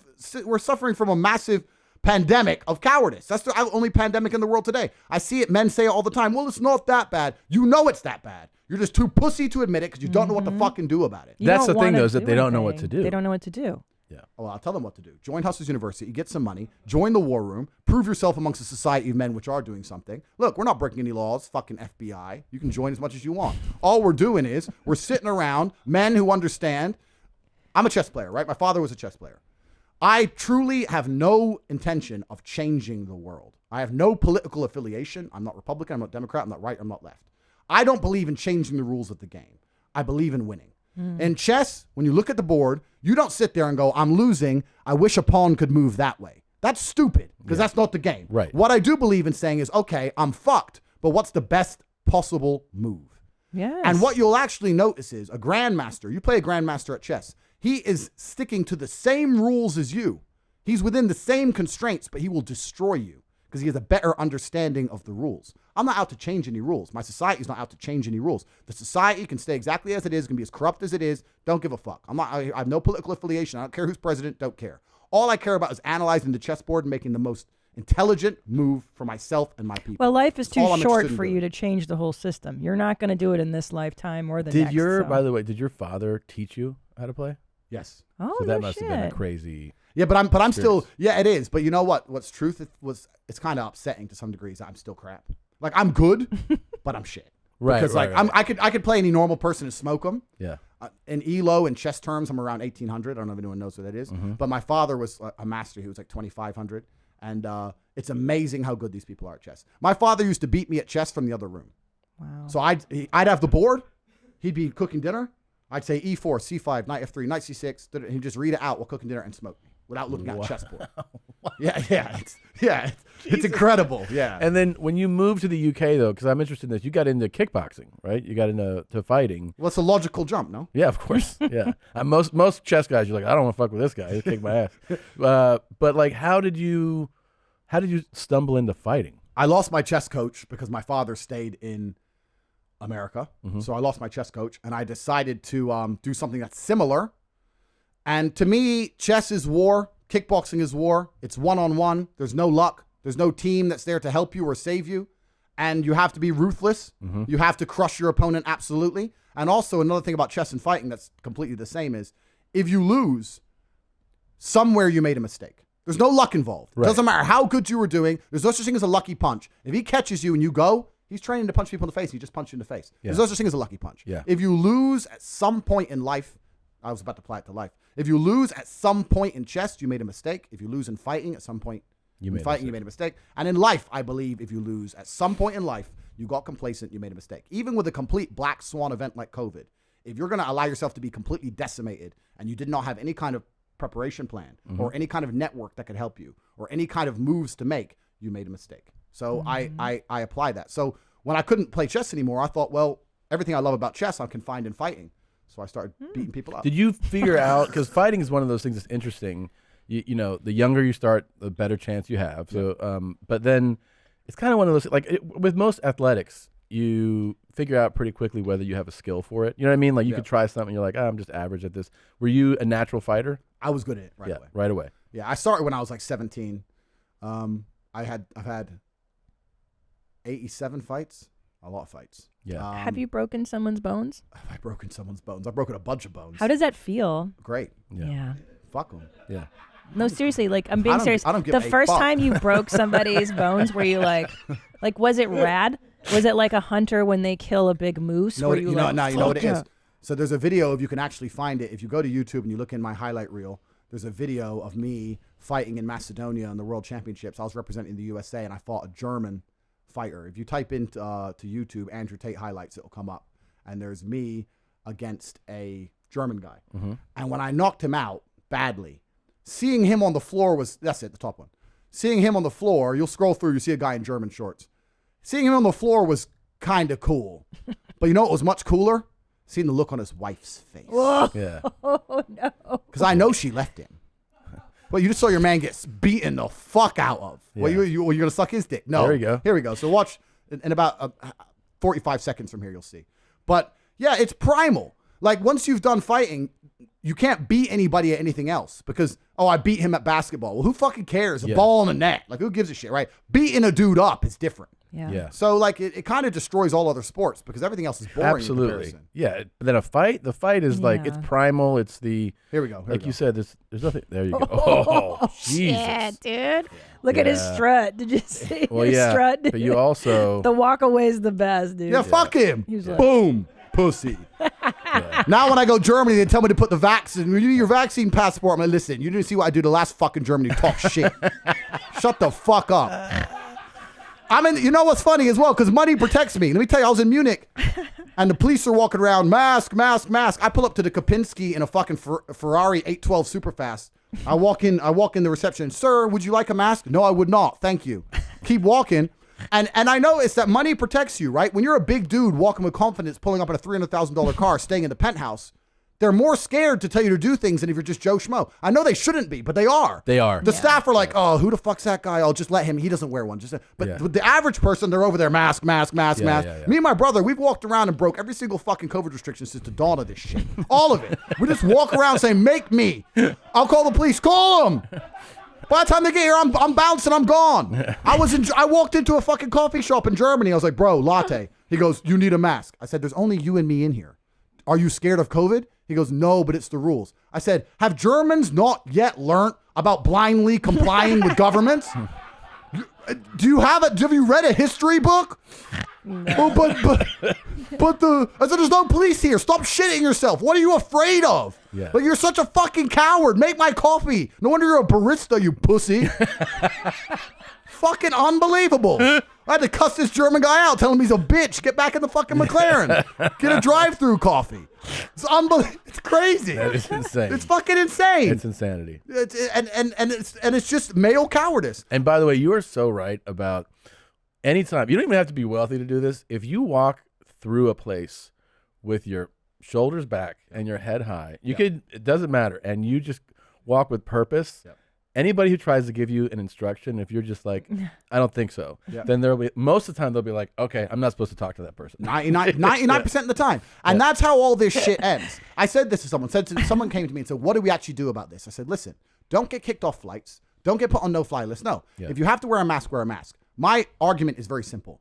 Don't put one on first. Make them have to come and tell you. Then say, I don't have one. Make them go and get one. Make them go and bring it back. Then hang it off your ear and still don't wear it. Sir, over your mouth and nose. Okay, then put it on your chin. And just make it so fucking difficult. Yeah. If everyone did that, they'd give up. But no, I see all these good little slaves, before they even go in the store, finding a mask in their car. I wonder why I'm broke. Because you live inside the slave system. You're living in the slave mine. Dude. You're a peon, a peasant. You're an ant in the fucking ant farm. You don't think for your fucking self. True. It's crazy. But the slave mentality feels empowered now by canceling people they're envious of, by commenting and wanting to silence people that have an opinion. Correct. So now that is a form of power. Now the slaves have united. But this is what's dangerous about the world. This is what people don't understand. And this is what my society discusses always, is that throughout history, the way humanity got here is that it was the biggest, strongest alphas of society that were in charge of society. Yes. We now live in a world where it's the beta male tech programmers that rule the world. And if you give a bunch of betas power, they're going to abuse it worse than anybody.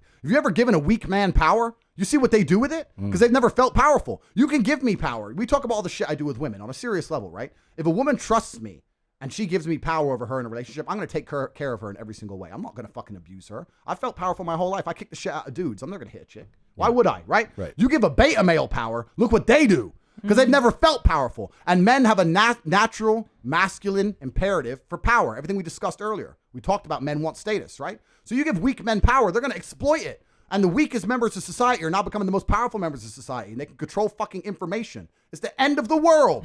This is the end of the fucking world. This is not a joke. This is the end of the fucking world. Well, it's the feminization of the world. Absolutely. So this is going to be, now it's the era of feelings. Everybody's feelings matter. And like you said, the beta male is coming to power. So what's going to happen? Well, What do you see I'll tell happening? you, the feminization of the world is absolutely destructive to the Western world because there's never been a successful matriarchy in the history of humanity. No, There's not true. What about England? No, Queen no. Victoria. Having a female in charge is different than a matriarchy. When I talk about matriarchy, I mean, on average, in the household, the man was in charge. On average, men were in charge of the society on average. You could have a female head of state. But on average, it was the men who were ruling society. The men were in charge of Working and providing. Women the run women the were house, listening to the so. men on average. Right. That's my point, on average, Right. So I've had this argument with a feminist before. She's like, oh, well, we've never tried matriarchies. We've only tried patriarchies, blah, blah, blah. And I said, listen, bitch.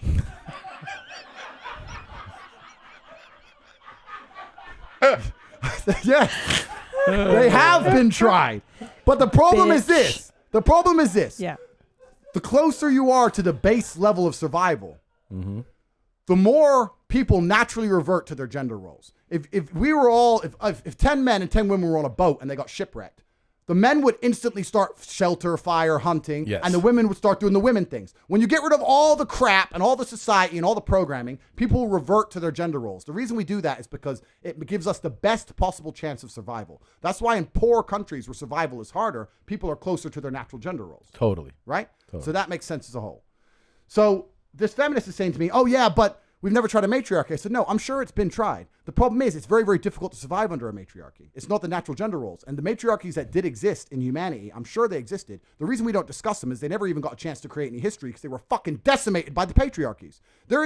What is the statistical odds? Someone at home, some feminist, if you can do some fucking math, you bimbo, work this out. What are the odds of every single society since the dawn of human time all across the planet being run by men? All of them. This is not an idea that could have spread. You had the Aztecs and the Mao dynasty. They didn't fucking talk. This is every single civilization that we can ever possibly name or discover, men were in charge. The reason for that is because all the ones where women were in charge got fucking wiped out because they're not competitive. So what happens is, and they lose to patriarchies. So what's going to happen here as we become feminized, as the Western world becomes a matriarchy, as women get more and more influence and power, feminists are fucking walking down the street saying we want the same rights as men. You have more rights than men. There's not a single thing a man can do a woman can't do, but you have a whole bunch of laws in your favor. Yeah. You have more rights than men already. What the fuck are you talking about? And then they say they want to be respected for their ideas, and they get their tits out because nobody gives a shit unless they're naked. So they're fucking dumb.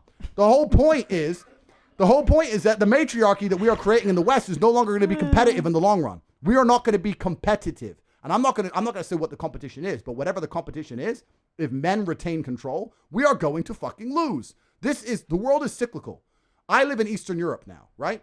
Eastern Europe, 20, 30 years ago, shithole. Now is the best place on the planet. California, 20, 30 years ago, best place on the planet. Now, shithole. It just takes a long time for reputations to catch up. Yeah. Yep. People are talking about California because they think it's like the 90s. Yeah, Baywatch, cool. That's gone. That's gone. It's Crack Watch. Yeah.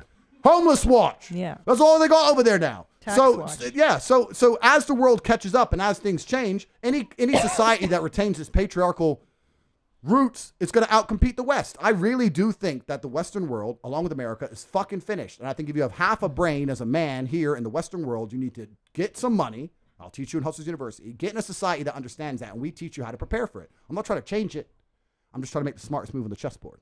All right. pretty well, good stuff. I'm, Hungarian citizenship. Let's go. Let's go. See you in Budapest. That's the capital of chess, I've Budapest. been here for so is it? long Full of that grandmasters. I went to California last week, and I walked into a place to get a sandwich. And I walked in, and the lady goes, "Do you have a mask?" And I thought that was already Sorry, done. in California? When In you're in LA? California, Yeah. yeah. And they go, "Do you have a mask?" And I was like, "No." because I'm used to here. Yeah. And she goes, "Can you get one?" And I was like, "From where?" And she goes, "Like from your car." And I was like, "I don't have one there either." And she was like, and I go, well, "I just want to order a sandwich." And she was like, "But you don't have a mask on." And I'm like, "Is that still a thing?" I honestly didn't know. Still is. And another guy goes, "I have one in my car." And I was like, "Will you give it to me?" And he goes, "Yeah. I got a fresh one for you." So I go out and I get it and I put it on, and then I come back in, and then the guy there goes, "You don't have to wear that mask." And I was like, "What?" So I don't know. It's just like it's mixed messages. It's weird. It's more than weird. It's testament to the slave mind in so many ways. But I'll give you a perfect example of testament to the slave mind. When I get forced to put a mask on, I put it on my chin, and nobody says anything. They don't give a shit about they just hang it down here. Yeah. They don't give a fuck about the mask. They just want to see you comply. I'm complying. I'm a slave. You must be a slave with me. Yeah. I don't want to see your free spirit and your rebellion. Yeah. They don't give a shit about the actual safety of COVID. They don't give a fuck about your breathing. They just want to see you comply. Another thing that's always been remarkable to me, and maybe it's because I've never had that matrix mindset, is if I was working a normal job, right? Let's say I worked in a sandwich store, and I'm not shitting on the average guy who does average work. I'm not doing that at all. Any work is respectable, and it's hard out here to make. I don't give a fuck if you carry garbage. It's hard to make money. But if I was working a normal job, as much as I would do my job to the best of my ability, I'd also be very, very understanding of the fact that my job doesn't give a fuck about me. They don't care about me. They never will. If they have to sack me or fire me to keep their business functioning, that's exactly what they're going to do, and they're going to let me starve. So if I was working in a sandwich store and someone came without a mask, I'd be like, whatever. Yeah. Like, why the fuck do you care? Here's why it's bullshit, though. Because here's the thing. I'm not I'm pro-science, and I believe in, whatever, like, medicine tells us to do.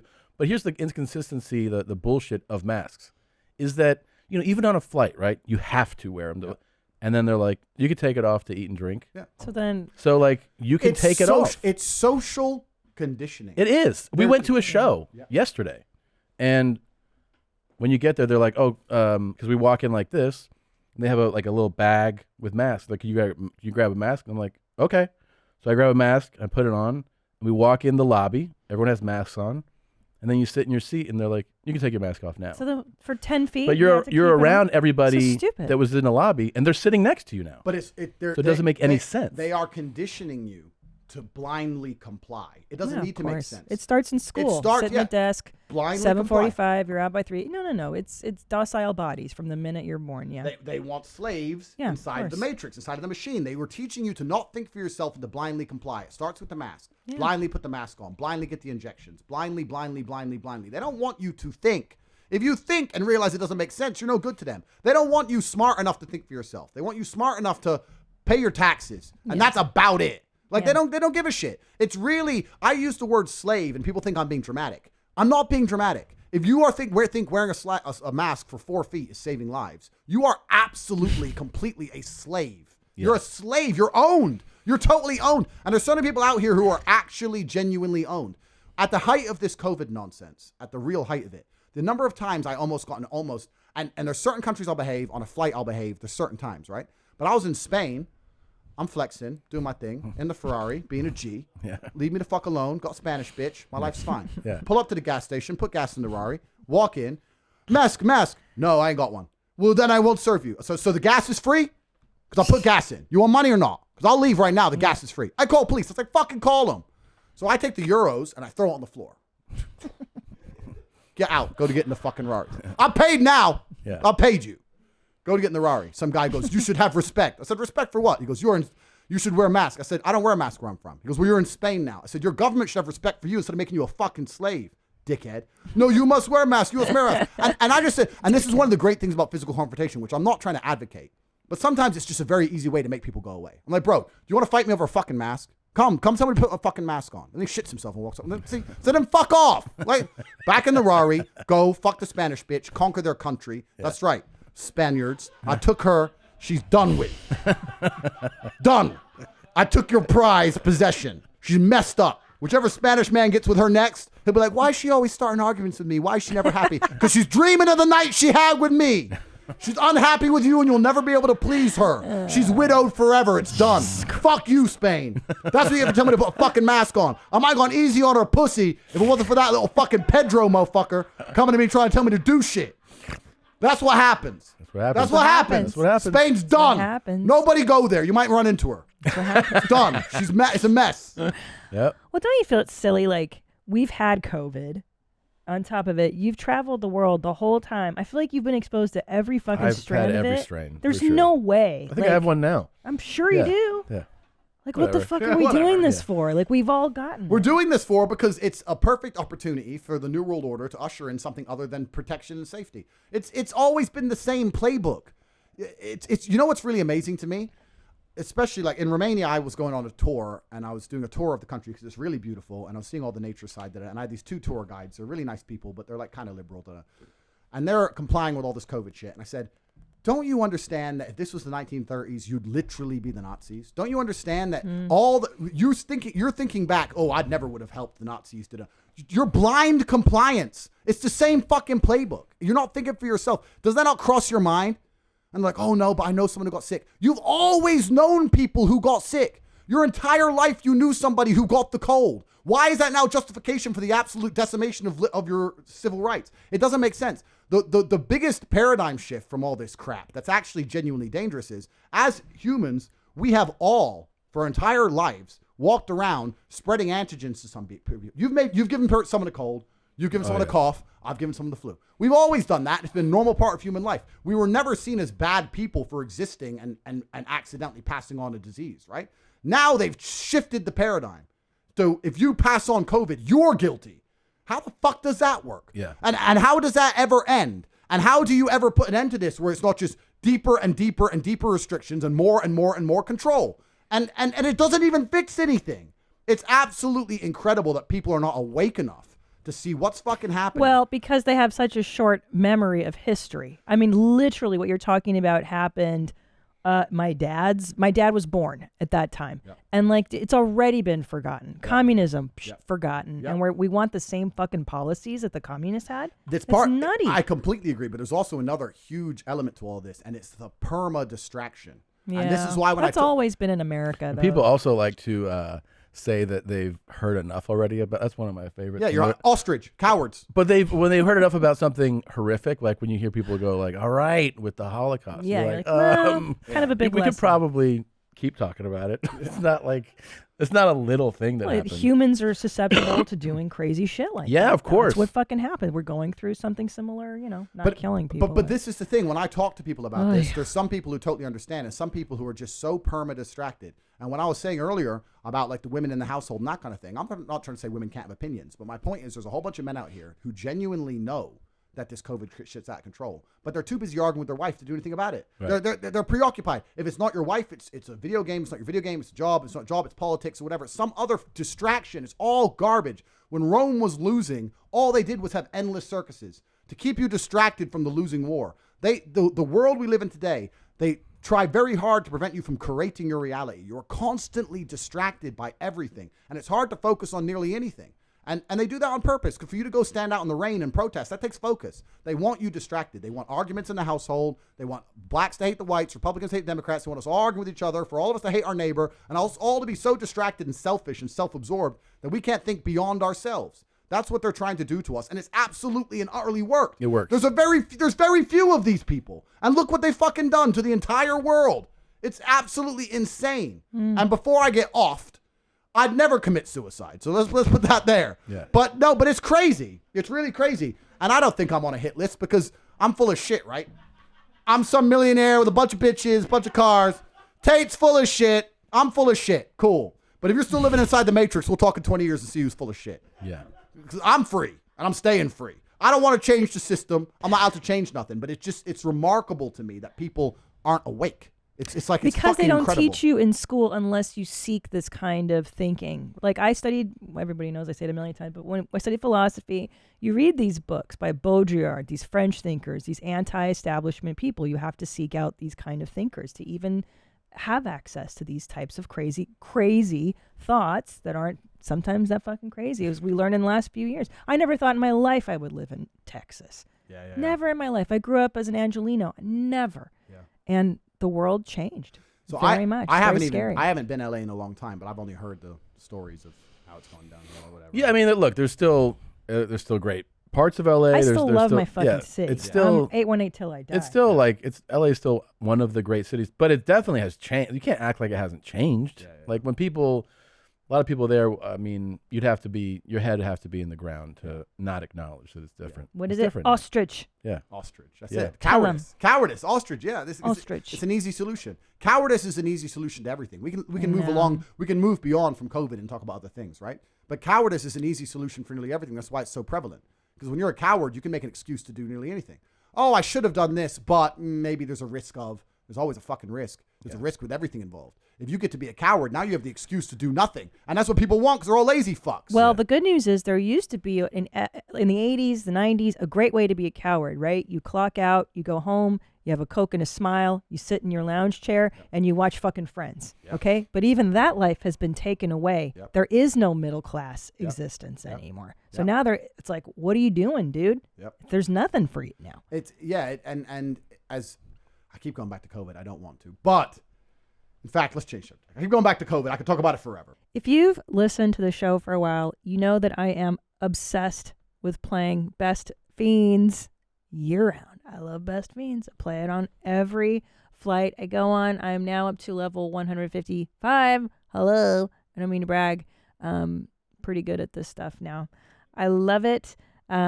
It's great for the holiday season. It's the perfect pick-me-up when I need a break from all the holiday action. And you don't need to be online to play the game, which is the best. Best Fiends has it all. An amazing storyline, collectible fiends, and tons of fun puzzles. No Wi-Fi, no problem.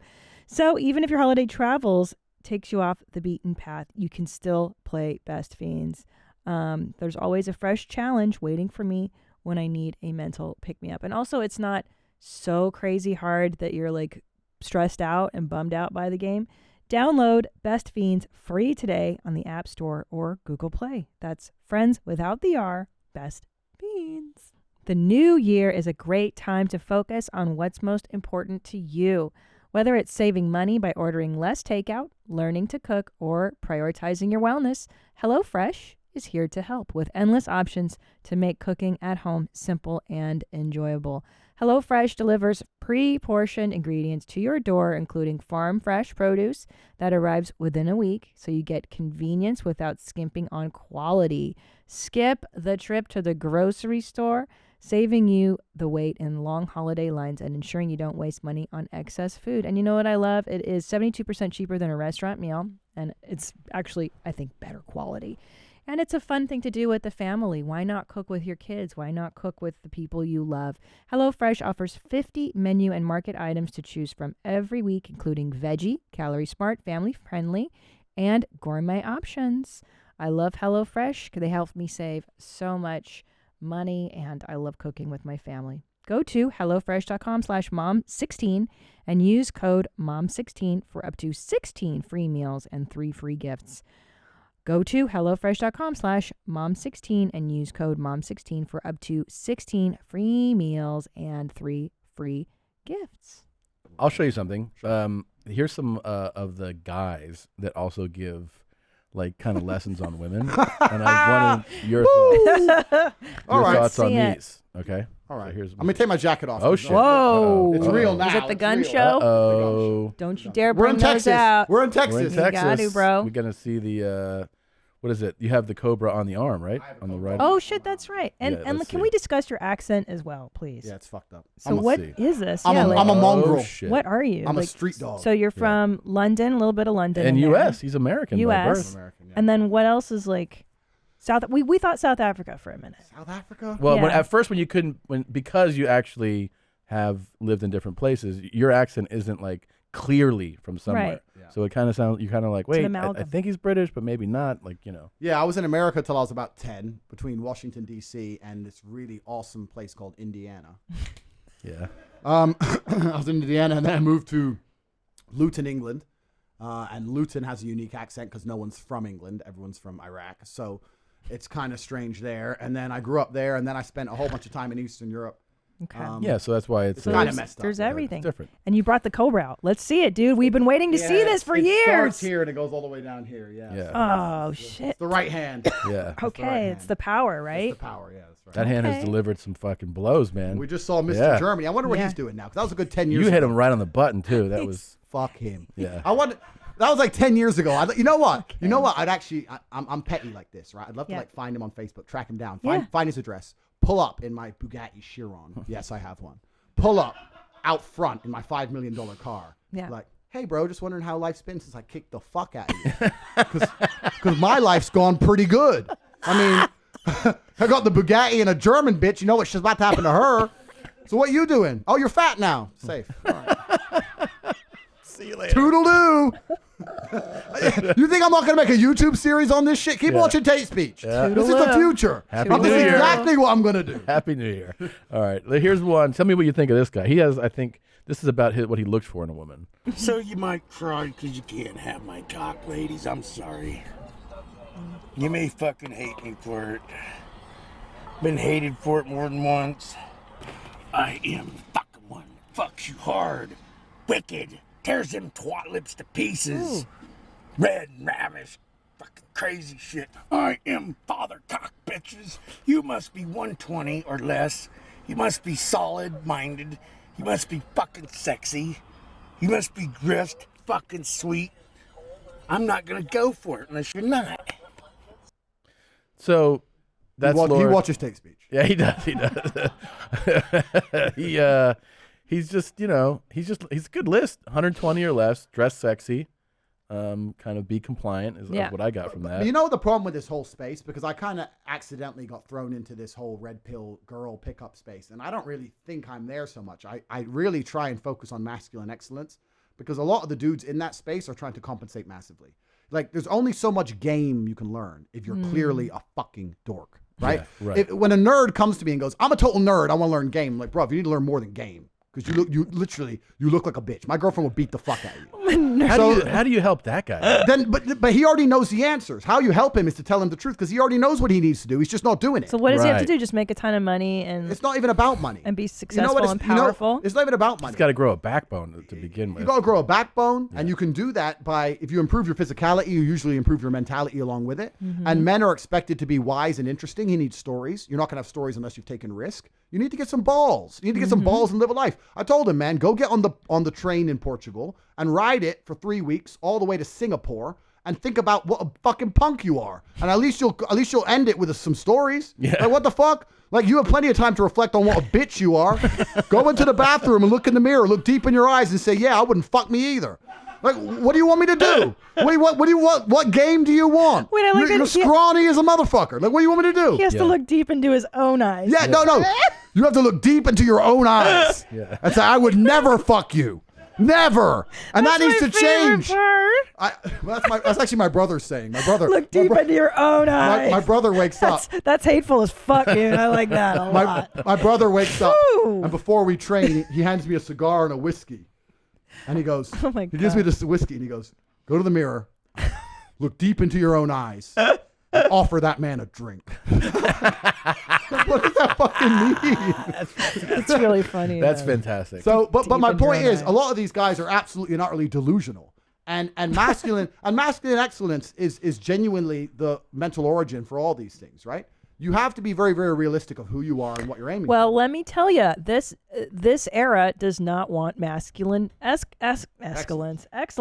I'm raising 2 little boys right now, and I don't want them fucking weenie-fied, which is a lot of the reason I love Texas. Yeah, because it's hard. It's not easy because every single one of us to some degree is an empty vessel. We're all programmed. Yeah. There's no such thing as escaping the slave mind. You must just, to some degree, understand who is programming you and understand if you really want those characteristics. Most people are repeating opinions, and I'm saying, where did you get that opinion from? They can't remember where they got it from. They don't know who even told them. They don't know why they so fervently believe in it. They're just told, they're programmed. You need to genuinely analyze your brain, defrag, every single opinion you strongly have and identify where it came from and if that person has your best interest at heart. And what they're trying to do, especially with young men, is program them because we're all empty vessels. And what you have to do as an adult, as a parent, is to program your child stronger than all of society. It's not an easy job because all of society, from the YouTube videos to the TV shows to the school, every single thing is trying to program them in one direction. You have to combat that. And that's not an easy job. And if you just sit there and get lazy about it, you will fucking lose. We're all programmed.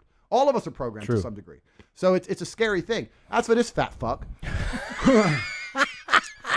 he's delusional. Yeah. He's delusional on every level, and you need to hold yourself accountable. The reason I talk about women the way I do is because I hold myself to such a high standard as an individual. I don't make mistakes. I'm a professional. I know exactly how to act and exactly what to do. I do not need a woman to motivate me, to be my mother, to convince me to put the video games down. Please stop smoking weed. Everything I've done, fantastic. I've done completely and utterly by myself. I did it without you. My life's amazing in every single possible metric. Now I'm going to allow you to join it, and therefore you're going to bend to my reality and my will. That's not me being arrogant and a psycho. That's me just being completely realistic about my achievements as an individual. That's a pretty good case. Cobra, I am exhausted. What woman can keep up with you? You're so much energy. That's why I have a few. Just what I was going to say. One is not enough, my love. I got to take it easy on him. Fuck. I'm a nice guy. You're very intense. Yeah, I'm a nice guy. You know, I'm like, listen, you've had your, okay, tomorrow, boom. I spread them out. And that's me being kind. Do you train every day? Every day. And it's just this is part of your routine. It's part of my, now I don't fight professionally anymore, but now it's just part of my routine. Just 45 minutes, an hour, whatever in the morning. Yeah. Just to, it's part of my routine. Pilates. What do you do, Stretch? Pilates. Come on. Pilates. Well, I live with my brother and my cousin. Yoga. I live with my brother and my cousin. I try and beat one of them up, but if you spar all the time, you get injuries or whatever. So I'll lift weights, or we'll push the sled around or whatever, or we'll find something to do. But I train every day. Yeah. Okay. But yeah, he had a good thing. I think I was going to say this is Lord Fetsmoker. I think he has one more thing here. I strive for fucking perfection. Oh. Sorry. Perfection. He's stealing from you your must be under 120 pounds for starters, period. You were over 120 pounds. You were drunk on top of that. I just suck on my cock a little bit just because I'm a good sport. I am an elite fucking force. Look at this neck. I do not want to get on somebody that's not fucking solid. At least fairly solid. So I like him. I love this guy. Yeah. Unfortunately, he passed away. Oh, I was about to invite him out to Romania. Let's go pimping. Let's go pimping, G. Can I have 2 more coffees, please? Oh, he had to fucking ask? Again? That was supposed to be what? Prompted. Yeah. No, but yeah, look, there's a whole bunch of delusion in this space. And it's not just these guys. There's loads of guys. And I have a load of guys who are credible in the space who invite me on and stuff. And I sit there, listen to the things they want from a woman. And they don't understand the reality. The reality of the world is that beautiful women have all the choices in the world. If they have all the choices in the world and you're not competitive, how the fuck are you going to pull it off with a bit of game? We also talk about money. I want to make something clear about money. Getting rich is probably the worst thing that can happen to the majority of men. Most men are not ready for money. And I say this because I was broke for a very long time, lived a very difficult life, and then became rich. That's why I am, because money amplifies. So if you're the man first and then you get rich, you're the man. Yeah. If you're a punk and then you get rich, now you're a massive punk. We were just talking about this before you came. Thanks. Thank you. Wow. Thanks, my friend. We were just talking about But that. it happens with crypto kids, right? I had one kid come to me, some 20-year-old kid who caught a pump, some stupid coin, whatever. He made $86 million. Damn. And he came to me and he was like, Tate, I need your help. I have $86 million, blah, blah, blah. My life's still shit. It's like, yeah, because now you're just a sugar daddy to a bunch of hoes who don't give a fuck about you, and you're a robbery target, and you're just hiding. And like your life's over now. You should have been the man first. You could have been a big G first. You can't even fucking pull a firearm. Like, what are you doing? Yeah. Like, that's the worst thing that could happen to you, because you're never going to want to work hard. You're never going to want to network. You're never going to learn the skills before the modern period of wealth creation. Because in Hustlers University, I teach people how to make money fast. Anybody. I'll teach you how to make as much money as you possibly can quickly. But in the old way, the old world, the only way you could make money was by talking to people, networking, sales, influence, all these things. You'd learn lessons along the way. By the time you had the money, you learned a lot about life. Yeah. But now you can skip all the lessons and just get the fucking money. You're right. And these dudes are a mess, right? So wealth is the worst thing that can happen to people. True. So we talk about how, money attracts girls. No, it fucking doesn't. Because in the realm of a beautiful woman, everybody's rich. She will only go on dates with a man who has a nice car and pays her dinner. She may not know who's richer than the other, but in her view, men just have money. Right. I talk to beautiful women, like genuine 10s. Oh, well, men have money. They don't even consider some men are poor because they've never spoken to one. Yeah. They don't know. Yeah. All men just have money from the sky. Men just have money. That's a great point. It's normal for them, right? Yeah. It's kind of like having arms. Right? It's like it's not enough to attract her. She just expects it to be there. It's like, oh yeah, you have money, and if you don't have money, she'll be like, what the fuck is wrong with you? Yeah. So if you do, so she has to then choose between really the guys. They all have money to begin with. So now she's looking actually to the next layer. Completely. So now it's all the other qualities come in. Given is money. So money will qualify you to try. That's it. Yeah. It is not going to attract a woman purely unless you're literally paying her a day rate and she's a hooker. Yeah. So people talk about money attracting women. I know a bunch of dorks with a bunch of money and no pussy. Yeah. Because I was like, because you're still a fucking nerd, G. Yeah. You're still a fucking nerd. Yeah. Like you just. God, I miss that word. I But like they are saying nerds. I use that word purposely. I know, I miss it. It's intrinsic. It's like back to school. I know. Yeah. You're a nerd. They're fucking nerds, dude. I was a nerd. I am a nerd. Yes. Yeah. No, but you are. And money amplifies. I say this all the time. If you see a dude get out of a Lambo. Fucking and, nerd. yeah, fucking nerd. If you see a dude get out of a Lambo and he's a skinny little guy with glasses, you're like, oh, tech dork, total nerd. Yeah. If you see a guy get out of a Lambo and he's big, tall, strong, Cobra tattoo, big G, you're like, okay, mafia boss. It amplifies. Yes. The Lambo amplifies. It doesn't change who you are. It amplifies. And money's the same. Money's an amplifier. Well, because you were this guy before you had a lot of money. I suspect you had your swag before. I miss being poor. I loved it. I loved being broke. I loved going out thinking, I need to find a bitch tonight because I need somewhere to sleep. I miss those days. Can I tell you how I knew this one was a winner, by the way? Tell me. So I met Tommy Buns when he was just 23 years old, okay? And I knew he was a fucking winner. I've said this before on this podcast because he carried himself like a fucking winner. We didn't have 2 dimes to rub together for quite a minute, my love. Yep. But I knew the way he carried himself, he was a capable man. You know what I'm saying? Like, I respect that. Yep. he always had the hustle, the vibe in him too. Like he's not going to be some fucking loser, dude. I knew it. I also, when I saw it, I was like, hey, bitch. And he did that too. Like that. No, So- but you know what? That's a Bitch. really important point because the world often talks about fake it till you make it, and I'm like, no, there's nothing. Be it. There's nothing Yeah, fake yeah. about belief. There's nothing. I knew I was going to be the big G before I was the big G. There's nothing fake about belief. Right. I knew what I was going to be. Like Yeah. there's nothing fake about belief. So if you truly believe, then it can be carried, and women Yeah. can detect that. Yeah. Women are always with guys with ambition. You don't need to have the money. You need to have the ambition. They need to feel it, yes. and if they can feel it and they know you're about it, then that's enough. You don't Yes. actually need the physical cash. No, that's what I tell girls when they're looking 20-year-old, 30-year-old women with me. How do I go, look at the guy that's got the hustle. I don't give a fuck if he's a garbage man, but he's got that hustle to be the best fucking, or maybe he wants to own a chain of garbage. It's what it's going to be not 100%. now. Have Not you- now. By the way, do you know who Kevin Samuels is? Yes. You do? I know who he is. The Oh. black guy with the suit. I love this guy's stuff. It is his. Here's the thing that I love about him. He cuts out all bullshit. Yeah. He is completely direct. I think we pulled some of my favorite interactions with him, with women. Winter is coming. No more hot girl summer. No more twerking. Once you're over 35 or 40 years old, what do you have? You got bad knees, bunions, and type 1 diabetes. Okay. Oh, this is this is him. I like when he Babe. actually does the interactions with a woman who's like Yeah. trying to get advice. Do you know? from him. But he made a really important point. And do you know what's so attractive about younger women? Because a lot of these dudes talk about fertility and looks and stuff. I don't actually think it's that. I think that in the modern world, in the days of old, right? You'd meet a woman, you get married, you be together, whatever. In the modern world, if I meet a girl who's 33 and single, I know the amount of dick that's been through her before me is just simply unattractive. I don't care how nice you are, but you're 33 years old. How many men have fucked? If I get a 19-year-old girl, I might be her second or third man, right? I'm going to be dude number fucking 29. Yeah. And all the trauma and heartbreak and bullshit they put you through, you're going to try and bring to my door?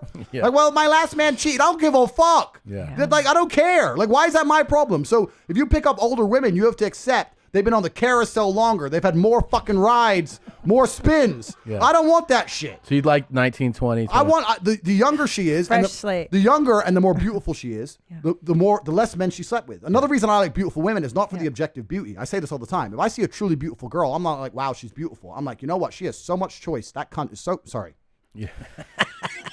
That woman is so picky.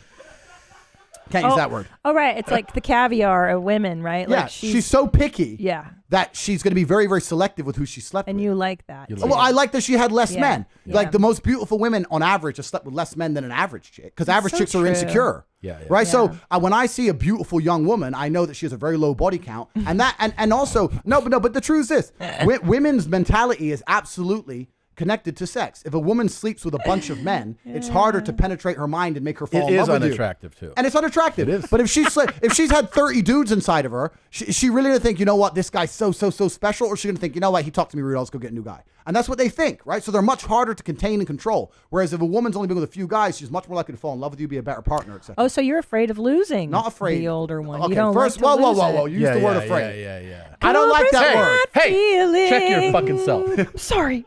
I'm so stupid. I don't like that word. Stupid.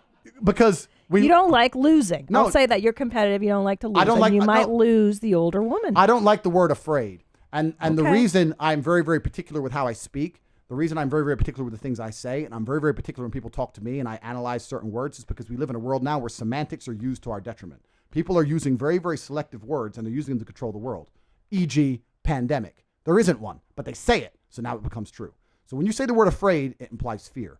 Choice is not related to fear, right? I have a choice, I have options, and I will not choose a negative option or a detrimental option or an option which is less favorable than the other one. That doesn't mean I'm afraid. But what is the negative option? Why is it negative? It's negative because the likelihood of her falling completely in love with you and staying loyal to you and really believing you're the only man for her after being through so much trauma and so many men and sleeping with so many dudes and having her heart broken and having those memories of her ex and all that crap she's been through is far less likely than meeting a nice, young, beautiful girl who hasn't been with many men. And she goes, you know what? This is the guy. I like him. Every woman who knows this and every man who watches this can be honest. Women fall in love with the person they lose their virginity to or their second or third guy. They really remember them. They really love them. Da-da. Any woman who slept with 50 dudes, she doesn't even remember who most of them are. She doesn't care.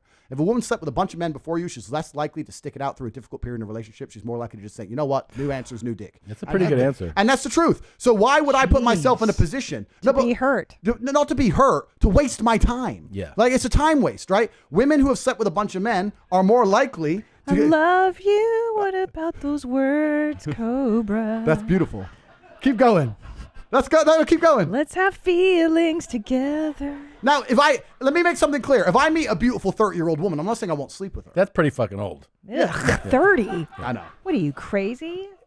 There's been times I was drunk, but no, I'm not saying I won't sleep with her, but I'm certainly going to look at her and go, 30, and now you're just newly single. Like, how have your life not in order yet? Yeah. What's wrong with you? Like, and it really is true because everyone denies this. I'm telling you, if a woman sleeps with a bunch of men, her ability to pair bond, that's a real thing. Women who slept with a bunch of men, they don't find a man and attach to him correctly. They're always thinking there's another guy. I will say, and this is totally politically incorrect too, is that because we carry the repercussions of sexual conduct, we're the ones left with the bag. So to me, yes, I was never into banging lots of.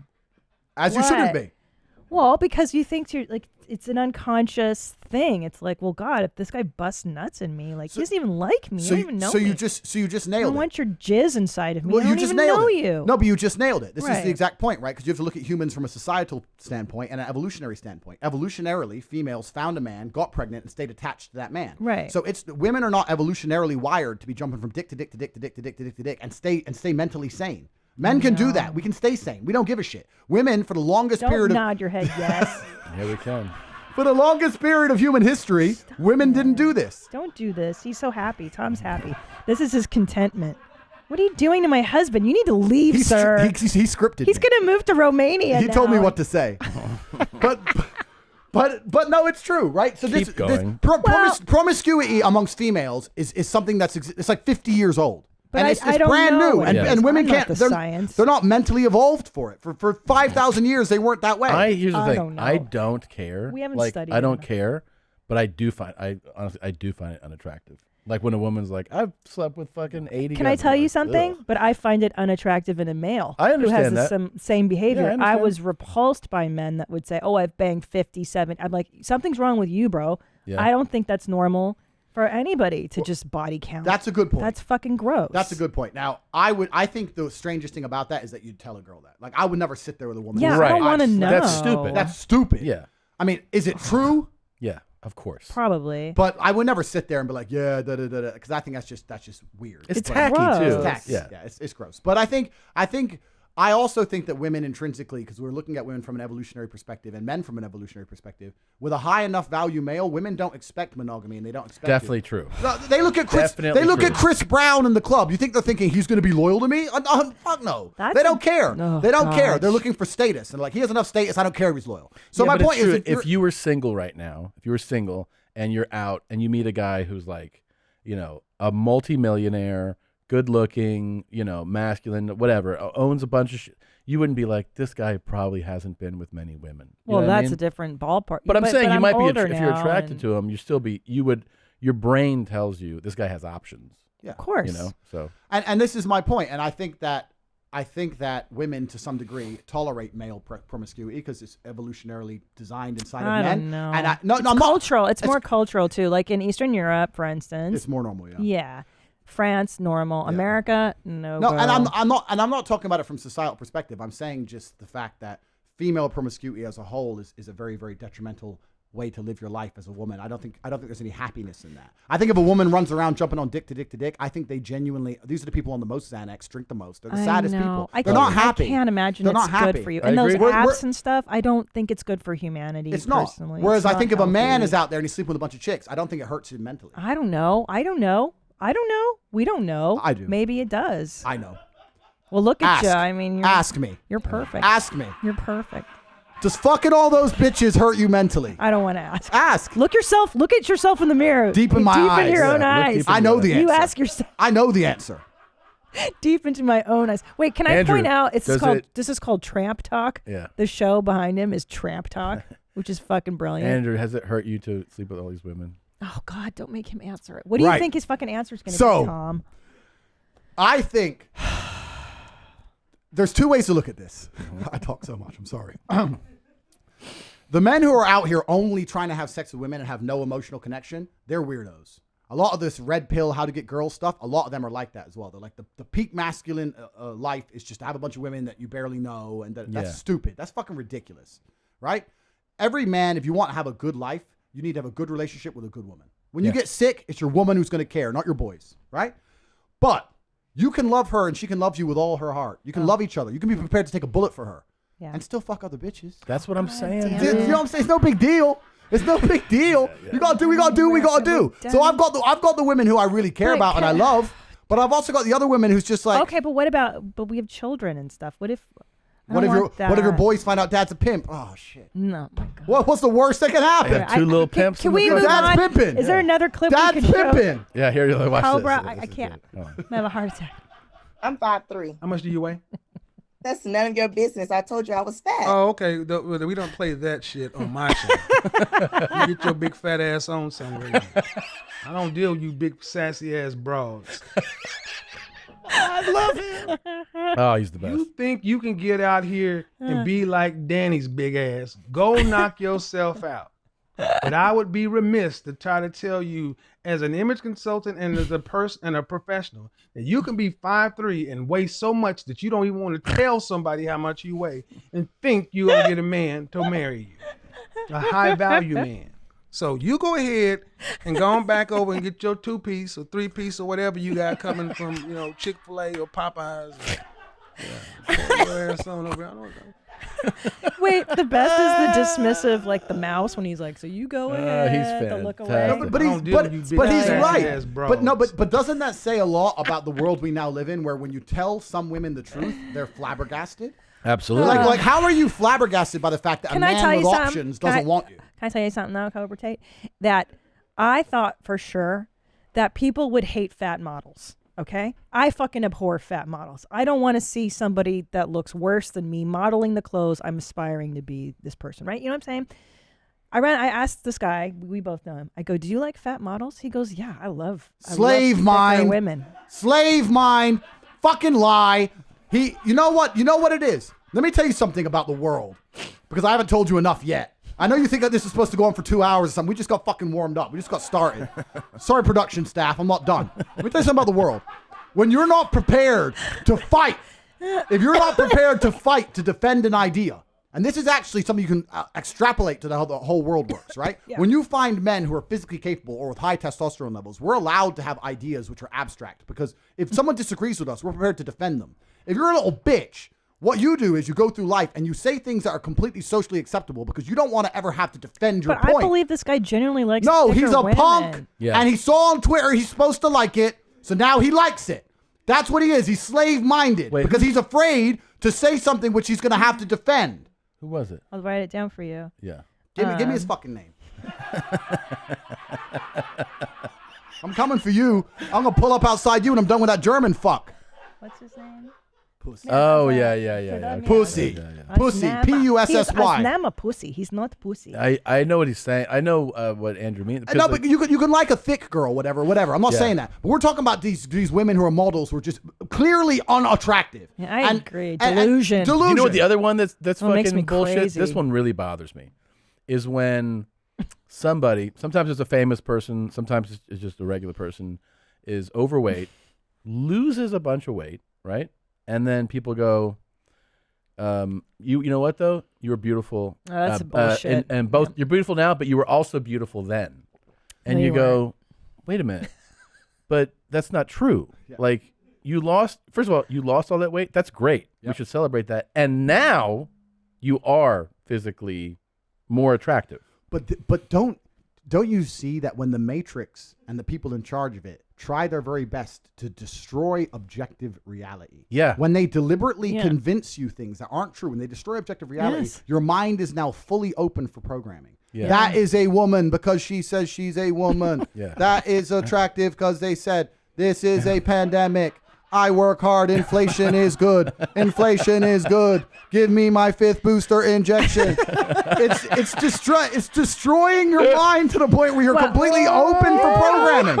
That's why they purport these lies. Yeah. They purport the fallacy to wipe your brain of any independent thoughts so they can inject the slave programming. It's newspeak. It's Orwellian newspeak. They're not pedophiles. They're what? They're minor attracted person. Yeah. That, you know that's a new thing? I call them targets. That's what I call them for. I call them, you know? Do you know that that's a new term for real? That's a new term. For real. Minor attracted person. Listen, I got bullets that need using, so yeah. It's not a problem. But this is the point, right? This is the point of the world now. That every single objective reality has been destroyed in real time. Yes. There's no longer any baseline of humanity. Nothing makes sense anymore. Men are women. Women are dogs. Dogs are men. I'm a panda. It's just like, and they're just injecting the slave programming all day long. All these slaves out here. And then I walk in to buy a coffee and the slave's like, wear your mask. I'm like, listen, I get upset by these things. That was like maybe Me too. I'm fired up. That was like 2 years ago. I'm going back to that coffee shop.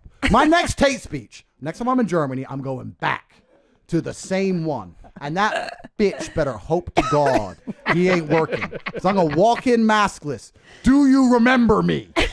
He'll be like, no, but you're fucking about to. And I'm going to give him a nice 3-minute tirade before the German police arrest my ass. Tate speech is coming. Fuck him. Just after I visited the German, I knocked the fuck out. Then I'm going to go back to Spain and find Pedro. And this pussy, whatever his name is, give me his name as well. I'm doing a world tour. I've had enough. I need to do something. Look at this shit. I know. Send me to Mars. So much for that question. I use the term minor attracted person or MAP in the title and throughout the book for multiple reasons. First of all, because I think it's important to use terminology for groups that members of that group want others to use for them. And MAP advocacy groups like Before You Act have advocated for the use of the slave term MAP. programming. They're trying to put it in my They've brain. advocated for it primarily because it's less stigmatizing than other terms like pedophile. This is haram. Haram. Send her to Saudi. Let her repeat this shit. Haram. We need the will of God. We need Allah. Listen, I'm ready for the asteroid. I've had enough. Same. No, I am so ready. There's 72 virgins awaiting me. Just bring it on. This is all done. I've had enough. The slave programming, they're trying to put it in my mind. It hurts me. They're trying to inject it, and I have to rebel against the slave. Everywhere I look, I can't even watch. I know you guys are on Netflix. I can't even watch that shit anymore. If I see one more 110-pound woman beat the shit out of 50 big dudes, I'm gonna lose my fucking mind. What are you talking about? What show is this? Every show. Wait, 110 There was some pound- show, CSI or some crap, and there's some Israeli Krav Maga girl in it, and she's like, "I'm from Israel, so hey ya." I'm like, "Bitch, I would fuck you up so fast. You ain't ready. You ain't ready for me. I like put me in the show. Let me be the bad guy. I'll show you hiya. You ain't ready. You'll be on the fucking first plane back to Tel Aviv with a busted eye. God. Bullshit. Can I tell you my dream? Bullshit lies. I wish every motherfucker that took down my fucking TikToks, every piece of shit that reports me to TikTok, that Cobra Tate shows up at your fucking house. Find him. That you need to give your Let's go. address. Let's and go. this motherfucker shows up. I'm doing and a is world like, tour. I would love it. I'm ready. A troll tour I'm and doing a world tour. these fucking babies. I don't know if I'm allowed to say this on YouTube. I'm gonna say it anyway. I did actually knock on a guy's door once from Twitter. You know this? No. I love Did you really? Yeah. Good for So- you. You know, DeAndre did this, right? No. Is it DeAndre? DeAndre, No, not DeAndre. Deontay Wilder. Deontay Wilder. There was a guy who talked shit, and it's on video. This guy talked shit, and Deontay Wilder showed up at a gym that the guy was at. I was like, no. Sick. This is gonna happen right now. I love that. Yeah, this is real. I love that. Yeah, this internet troll. Oh This- yeah. Charlie's on and off. Yeah. yeah, dude. This guy talked shit, and then he chased him. He was like, "No, this is not over." He's like, "You talk shit to me." Good. Yeah. This is what the world needs more of. Because this Yeah. guy, and look, he just fucking. Good. Well, then you won't talk shit no more, Yep. dude. That's how we used to do it on the school. He was like, "All right, over." He's like, "It's not over." So wait, I just wanted to highlight that. But you had a guy on Twitter, talk Right. shit So to you? about 3 years ago, there is a liberal guy. I can't, for some reason, his name has escaped my mind. But if you look up banter teacher, he was an English teacher who banned the word banter in the class. He banned the word banter. Yeah, he's a real fat guy, pure super liberal. What's his name? Michael something. And he was always begging for money on Twitter because banter, banter, teacher bans banter. Look that up and you'll see it. Yeah. And he was always begging for money on Twitter because the right wing guys have Mike Stutchbury. That's him. Yeah. So this dude. He was constantly crying on Twitter, "I need mental support. Can anyone give me a GoFundMe because of the right wing and all this crap," right? So he started running his mouth to me on Twitter because he didn't like me telling the truth about the world, telling me I'm misogynist and all this shit, and just running his mouth to me. And by absolute freak coincidence, I didn't even try. Someone's like, "You know he lives in Luton, right?" I was like, "No fucking way." Which is where you were. That's where Where I'm you're from. from. Yeah. He's like, "Yeah, he lives in Luton." I was like, and then I was going back to London because I just bought a new Aston Martin Vanquish S. You know, one of them things. You know, you leave Romania on the jet, you pick up your new Aston. What's the first place you're going to go? And I was like, you know what? By coincidence, he just wrote some more shit. Cobra Tate, misogynist, feminist. I was like, fuck you. So I drove to his house. Let me see if I can find it. But I went and knocked on his door. And he had a full mental breakdown. Oh, he had a full mental breakdown. And what'd you say to him? Well, this is the funny thing, right? Here it is. Let me find it. Here we go. So he's blocked me now. So he used to say he doesn't drink, but this is me taking a picture of his trash can with all those wine bottles. It's like, why say you don't drink, you alcoholic fuck? So I'm at his door. But I'm not a violent guy. I don't want to hit the guy. I don't want to go to jail, right? Yeah. I just want to talk to him. I just want to say hello. Like, you make fun of me all day. Can't I say hello? So I went and knocked on his door, and he started screaming out the window, "I'm calling the police! I'm calling the police!" I was like, "Bro, I just want to show you my new car. What's the problem?" So I started trying to talk to him. The police turn up. The police rock up. Let me find the actual picture of me outside his house because it's beautiful. Let me find it. Holy shit. Yeah, so the police rock up. And what I said was very simple. I said, "Look, I'm a Jehovah's Witness. I want to spread the word of the Lord." I didn't know knocking on the door was illegal. And what did the police say? Well, he's intimidated. So I touched the guy. I didn't know it was illegal. I just want to tell him the name of the Lord. And they're like, "Well, go away." And then I got a lawyer. My lawyer's like, "Well, you've only been warned once. You can be warned 4 times." I was like, "Yeehaw! I'm coming back, Mike. I'm coming back." He actually moved house because of me. He did? Yeah, he left. What? Yeah, he moved house.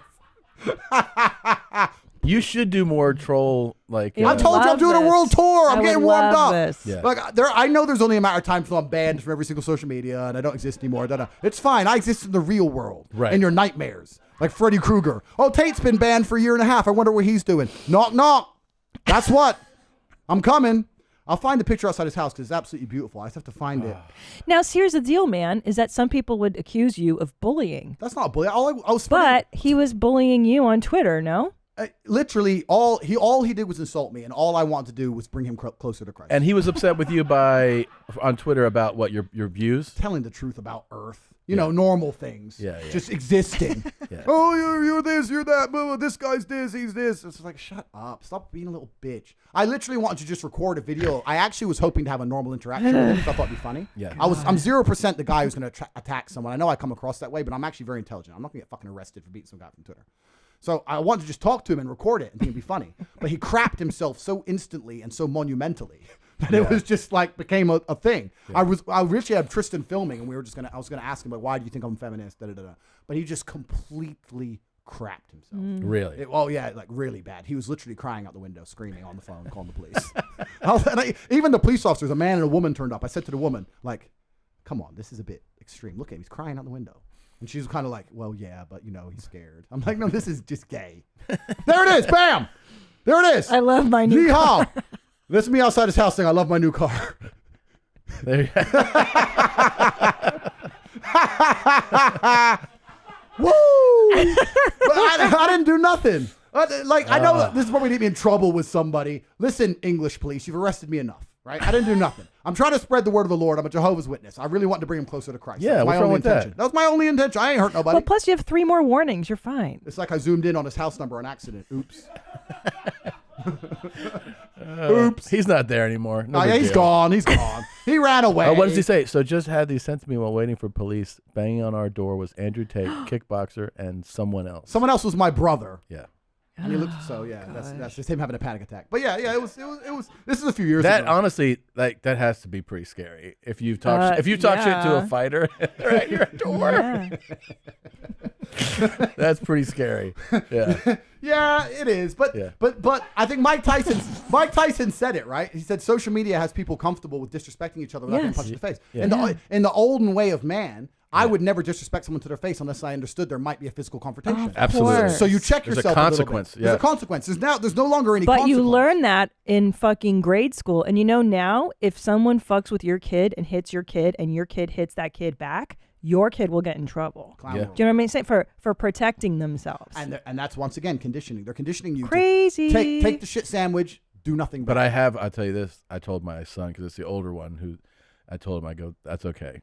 I go, if you get in trouble, it's okay. I'll defend you. So if anybody ever tries to hurt you, you can hit them as hard as you want. I'll tell you a story. I'll tell you a story about my dad. This story went viral on one of my Twitter accounts. That got banned. Blah, blah. But when I was in school, I was on the school bus in Indiana, and there was these. How old was I? 6 or 7, and there was these 2 kids who were maybe 9 or 10 who used to pick on me from behind, right? And they used to pick on me on the bus all the time. And I came home to my dad, and I said they picked on me. He goes, well, what are you gonna do about it? I was like, well, I don't know what to do. They're bigger than me. He goes, you have a lunchbox? I was like, no. That was his answer. So anyway, they kept picking on me. And after about 10 days, when they were picking on me, after about 2 weeks later, I remember one of them slapped me on the side of the face, and it stung. And I turned around my lunchbox and smashed him clean in the face. And it was a plastic Batman lunchbox. It was blue. And when I hit him, it splintered and it cut him. So blood squirting everywhere all over the school bus, right? And the 2 bullies are like, now they crap themselves because the kid they picked on all of a sudden just turned around and smashed him in the face. So I came home. After I hit him, it was just before, as the bus stopped, I turned around, smashed him, and ran off the bus. So as I ran off the bus, I ran all the way home, like scared, because I just hit him. And I got home when I just had the handle of the lunchbox. That's all I had left. And my dad saw me, and he instantly said, let's go buy a new lunchbox. And we went to the Walmart, and he said, I'll buy you as many of these as you need, son.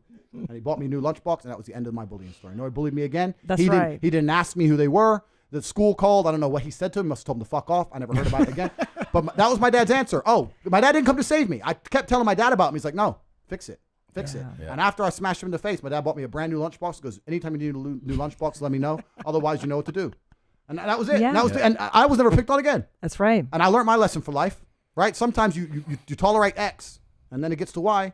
You got to do what you got to do. That's right. It's life. That's right. But these little fucking beta fucks don't learn those lessons because you're not allowed to defend yourself. And then they get in positions of power, and then they look at fucking Twitter accounts and like, he reminds me of that dude. He's living his life. He's enjoying his life. Oh, he laughed. He's smiling. Ban. Like they're getting out of their fucking mind. Even if he doesn't agree with your ideas, who gives a fuck? Who the fuck Who cares? cares? I know. Why does anybody give a fuck? It's what anyone else thinks it's- about anything. It's full. So weird. It's full clown world slave mind. And I mean, look, the programming. It's like I curate my reality very, very carefully. Like I don't even really read my own YouTube comments. I don't really, because it's just bullshit. Like, Why would you? It's terrible. Yeah, I don't. I really have an existence where I only talk to the people in my network, the people I do business with, my brother. I live in a country which is sensible. I really am not around much of this, but I accidentally pick up bits of it. But I really try and curate my reality very, very carefully because it's actually one of the things that's amazing to me. I said this the other day. Everybody understands that you're the sum of the 5 people you spend the most time with. Everybody understands that. Dan Pena. Everybody understands that. But they understand that and still hang around with fucking losers. True. It's like, is that not the ultimate mark of being a dumbass? If you understand that that's the truth and you don't curate your friendship and curate your reality, Yes. then you're a loser. I had a guy join the War Room the other day, my private network, and he joined, and we have multimillionaires in there, we have a billionaire in there. I bought a Bugatti purely to add Bugatti owners to my network, so we have Bugatti owners in there. We have guys connected to the point where I can't even say on YouTube, right? A guy joined, he's 19, he ain't nothing. He goes, look, I know I don't have any value to give, but I'm just here to learn, and I understand that if I stand a chance of escaping the Matrix, you're the man I need to be around. And I was like, you're absolutely intelligent. Instead of spending 19 sitting around playing video games, that's the smartest thing you could have ever done. Sure. His life's going to change forever, right? Because he's around people who understand. So all the people out here who sit there and go, yeah, you're the sum of the 5 people you hang around with the most, yeah, and then go hang around with dickheads. You're an idiot. But most people are like that. Yeah, because they're idiots, right? You have to create your reality, and there's nothing wrong with saying to people, you know what, I've outgrown you. You know what, I'm on a different path to you. You know what, X, Y, Z. Sometimes you got to cut people off because if you don't create your reality, they infect your energy. That is a big one, man. They'll infect your energy. It's like it's negativity. It's Yeah. being around it. I remember cutting off like a really good friend for a good period because of that negative draw. You know? 100%. Yeah. Because as much as I don't want to sound airy-fairy, I have noticed, I have a saying, and it's not a very remarkable saying, but I use it all the time, and that's dumb shit leads to dumb shit. And I say that for an example, like let's say you leave your car unlocked. You're unprofessional, you leave your car unlocked. Now it gets stolen. Now there's a police case. Now dumb shit leads to dumb shit. So when I'm around people who do dumb shit or unprofessional things, or they're not smooth, or they don't get their shit right, or they're negative, I refuse because it comes true. Yeah. It's like you make it true. If I hang around with your stupid ass long enough, all the stupid shit you're talking about is going to happen to me. Yeah. So it's like you speak it into existence. Yes. So I refuse to be around it. Dumb shit leads to dumb shit. Everyone I talk to is such a fucking winner that when I sit around, all I can do is accidentally win. Yeah. It's like, oh shit, bam, more money. Like all you can do is win when you're around winners. True. It's true. It's all you can do. So you have to be very, very selective, and you have to very, very carefully curate your reality. And that's why I created the War Room, because it's a global network, but you have to be global and you have to be online nowadays, because if you're a normal dude living a normal life, you're never going to meet winners in day-to-day life. Yeah. Because they're all slaves. Yeah. So you have to find that guy in Singapore who's a winner, those 2 guys in Dubai who's a winner, one in London. Like it's hard now. Yeah. It's getting harder and harder. But yeah, I don't tolerate negativity around me. I refuse to tolerate. It kind of reminds me, I knocked my own friend out once. I knocked my friend out. So Sparring or no, for real. For real. So I was at my girlfriend's house. I'm about 21. I've got so many stories that make me sound like a psycho. I'm at my girlfriend's house. I'm 21. Anyway, her ex comes over with 5 of his friends, and they had hammers because he was mad I'm with this chick. I'm with my boy, and I'm like, what should we do? My friend's like, what should we do? What should we do? It's like, listen, this has been going on a while. He's been texting me that there's been a problem. Let's go out. Let's just deal with this. So I go out with my friend, and the ex goes to me, listen, starts threatening me with the hammer. You just have to apologize. He wanted me to say sorry for taking his bitch. So I ain't saying sorry to you. Because if you capitulate, it gets worse, right? So I was refusing to say sorry to you. And my friend next to me goes, well, why don't we just say sorry? It's 5 against 2, and now the guy on my team is acting like a coward and inspiring the enemy. I turned around and punched him so hard in his fucking face. Wow. I knocked my own friend out cold. And you know what those 5 dudes did after that? Shit themselves. They're like, Tate's nuts. He just knocked his own boy out before the fight starts. But you have to dismantle the coward next to you if you stand a chance. You can't be rolling with cowards. Cowards are they're more detriment than anything else. If that fight went down, do you think he was gonna help me? He would have just fucking run away anyway. Yeah, so what do I need him for? He's just a mascot for my enemies. Now he's just helping the enemies out. Jesus. So you have to create your reality. I'm not saying you have to run around punching your friends, but the point I'm making is you have to create your reality that everyone on your team is at least aiding you and benefiting you. If you have any cowardice or negativity around you, it's going to drag you back. Those 5 dudes were scared of me until that fucker started saying we should say sorry. Then they all got really brave. Yeah. He made them brave. So I had to teach them and him a lesson. I obviously never spoke to his stupid ass again. He called the police and everything like a pussy. Assault. Shut up. I've wanted to fucking do what you just did to my staff so many times. What? Yeah. You know who I'm talking to. I can see through the glass. No, the people watching this can't see, but I can see. I know which one I can see on his face. Yeah. I get it. Yeah, I get it. You can see. I get it. But no, you need to create your reality. And that's another thing that the biggest mistake people make in the world. You're hanging around negativity and cowardice. If you're going to a dinner and your friends are like, well, this new variant, it is pretty scary. And you're sitting there, then you're a fucking dumbass. Fuck him. Yeah. Get out. Go sit with people who've been like, I've been traveling the world this whole time and the variant's fucking fine. Yeah. And you'll be amazed. Yeah, right? yeah. You'll be amazed. Absolutely. How many cars do you have? 23. Oh. Do you have a favorite? It's like having a favorite woman. They're all good at different things. Yeah, right? Yeah. How many cars do you have? Not 23. I have a few, but it's not up to that level. You have a Lamborghini? I have a Lamborghini Evo. I have an Evo. Huracan Evo. Just so you know, if you ever take your Lamborghini out and you see a bear, watch out. Bears are strong. Shit! Shit! Shit! Mate! Shit! Mate! What happened? What happened? Bears are strong.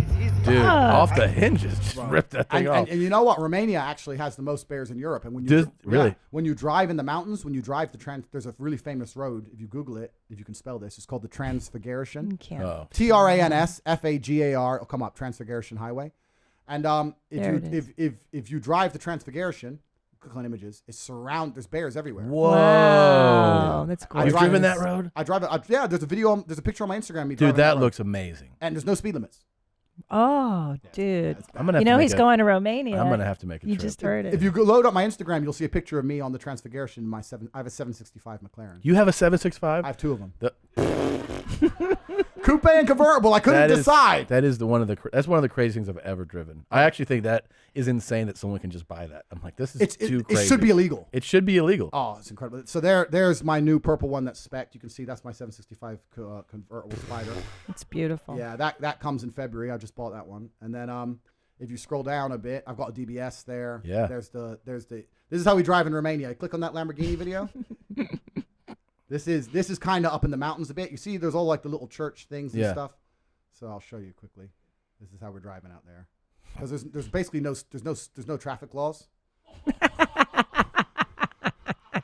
So yeah, we're having fun. So we're having fun. Welcome to Romania. Yeah. No front number plate, just like whatever. Are exotics do you see them a lot, or just the ones you have? There's a lot of mafia money out there. There is. Yes. Yeah. The Russians. Yeah, there's loads of supercars out there. Yeah. But if you go back, scroll down, that's my Alien, my favorite pistol. I bought an Alien. It's only 500 in the world. That's what I'm packing. Any of you people want to get fresh, you want to catch me on the street, you can catch the bullets. Yep. Catch me outside. Catch me outside. I shoot first. I warn later. Yeah. I'll warn your corpse. So next. Sorry. You can just go paging through them. There's my jet. There's my. What kind of jet do you have? Yeah, you own a jet? I've got a Phenom 300 right up Wow. there. I've got a Rolls Royce Black Badge. That's a War Room Guy. That's a 488. That's my 720S. There you go. The middle row on the far left. There. This is my 765 on the Transfiguration. You see the road in the background? Yes. Yeah. That's gorgeous. So driving on that road, first of all, that car on that road is terrifying. Oh yeah, it's scary. Yeah. The 765 is an incredible car. I had one for a few days, and I was like, "That's the one." That's the one where I was like, "This is too responsive. Yeah, it's too quick." Yeah, you're right. You should have to do a special license to drive that car. Yes, yeah. I agree. It's incredible. So I can't even remember all 23 cars I have. That's a good problem to have. It's man. hard. But my Chiron is in its final stage of completion. So my Chiron gets delivered in February. So congratulations. Exciting. Thank you. But I actually bought that car for the network, not for the car, because I don't think I've driven it, and the 765 is more fun to drive. Chiron's not fun to drive. Really? Nah, 4-wheel drive, heavy, planted. It's fast, but there's no wildness. So it's very just easy. A girl could drive it. Yeah, that's the worst. I know when women could drive them. Can I tell you? I hate that women can drive. Period. So do I. Yeah. I don't want to drive. Drive me around, dude. Yeah. I don't like it. It's easy. But a 765, if you want pure excitement, is the most exciting car on the planet. I agree. You know what's funny? I think if I met you 10 years ago, I probably would try to fight you on some of your views. Now, after I've had a couple of kids and I'm middle-aged as fuck, I'm like, dude, I don't want to run the world. I'm just tired. Let the boys do it. Seriously, like being in second place, it's kind of great. Well, it's amazing. Well, I'm being serious because like I get to stay home and raise our babies. If I want to go do stand up, I do it. But like, dude, you fucking That's do beautiful. all this bullshit. And that's you the know way what I mean? that's the way it should be. It always amazes me when a Great. woman goes, Should we delete that? No. I mean, but just be calm. You know, you get older and you're just like, it's too much work to run the world. I don't want to do that. It's amazing to me that women call themselves independent and they're out here working in a job for a man anyway. Like, why were you independent? Like now you rely on a company or you rely on a system. Oh, you mean your employer is still a guy? So it's like it's stupid. Or like I'm independent, I have an OnlyFans. You need dudes to send you money. Like the whole thing is ridiculous. Like, well, that's interesting too. Yeah, you're still because men and women exist, but together, and there's no way you're going to completely escape the male influence. But my point is, I think the happiest existence a woman can have is, and women always confuse this because they think I'm saying find any man and be submissive. No, I'm saying find a man worthy of respect, worthy of submitting to. Don't submit to a fucking bum. Don't be an idiot. But if you find the right dude and he's taking care of you and you get to stay at home and raise the kids, it's a great life. Yeah, it's a great life. Like, what's the problem with it? That blows so many minds on, and people are like, you can't say that. Why can't I say that I'll pay for a woman to live and take care of her in every possible way? What's negative? How am I a horrible misogynist for saying that my woman doesn't have to slave? I think it was other how stuff. Am I bad? Of like she should clean up on. She should. But Cobra, if you've got money, hire a fucking housekeeper. I have a housekeeper. So then let her clean up. Why does she does? woman? But sometimes I have to remake mess. Listen, my woman is begging for the chance to prove her loyalty to me. She wants me to give her the opportunity to show me that she's such a fantastic female. And I give her that opportunity by making a bunch of mess. Yep. That's right. Clean that up. 2 coffees. Yeah, ignore that bitch. Don't worry. Your tits are better. No big deal. Boom. And that gives her the chances to show me that she's truly ride or die. Yeah. That's right. That's what she wants. She's like, Andrew, thank you for fucking all them women and still coming home to me. I really appreciate that. That shows me that we're so strong, we're never going to break up. Look at this. Amen. Tom is like, there we go. Gospel. There we go. It's no big deal. It's no big deal. It's not a big deal. This has been a fucking learning experience. Oh this my has God. been I'm like- enlightening, entertaining. I mean, I had high expectations, but you exceeded them on this. Thank you very much. I appreciate that. I want to give you one last repetition. Like, tell again where people should go. Where should they go to follow you? Where should they go? Where should they go to get more Tate? All right. So I am on Instagram at Cobra Tate. That's where I'm most active. Okay. You can find me on there. And then on CobraTate.com, I have a newsletter. I'd recommend you sign up. And then if you're serious about changing your life or making any kind of money, it's amazing. I have Hustlers University. It's $49 a month. There's me and 17 other multimillionaires from my private network teaching people how to make money. And I've had people come to me and go, oh, yeah, but how do I know it's not a scam? You will go to school and spend $150,000 on a degree about business, learning from a dude who doesn't have a business and doesn't have any fucking money. But when a multimillionaire says, I'll teach you how to make millions for $49, you're worried about a scam. How stupid are you? Right? Like how dumb do you have to be? How much social proof do you need that I know how to make some money? Yeah. Right? So if you're not a complete moron. It's like being a woman. It's just fucking stupid. Exactly. Yeah. Female shit, right? That's beta male garbage. Yeah. I don't need to scam you at $49, my friend. I have plenty of money. So if you're not a complete idiot, you can join Hustlers University and you can make some money. And then if you're actually genuinely serious about escaping the matrix, we have the War Room Network, and they're both findable on CobraTate.com. I'm on my newsletter. I'm on Instagram. I tweet now and again now, but I'm and not on so good YouTube. You're on YouTube too. YouTube at Tate Speech, and I also have Tate Confidential. Have you ever seen that channel? What? I don't. Have we? Where's that? You've not seen Tate Confidential? I'm asking them. What? Oh, yeah, I'm not sure. I don't think we've pulled anything from there. Tate Confidential. What the fuck is wrong with you Tate guys? Confidential is my daily lifestyle vlog. What the fuck? So you get to It's see a website or it's on YouTube? It's on YouTube. Look at it now. Tate Confidential. What are you fucking doing, guys? man? You get Tate Confidential. You get to see my daily life, like what I'm doing and stuff. What the? I uploaded an episode today where I invited all 9 of my girlfriends over the house at the same time. Well, let's see it. Look right here. There you go. I got caught cheating by 9 girlfriends. So right now my house is being renovated. So we're living in this temporary house. So don't judge the house because our house is being renovated. That's my brother as Trump. Okay. So, our house is being renovated, but we upload this twice a week, and this is our daily life of all the things we're up to. Oh, there's your bro? Yeah, that's my brother, yeah. So I have a little rant at the beginning.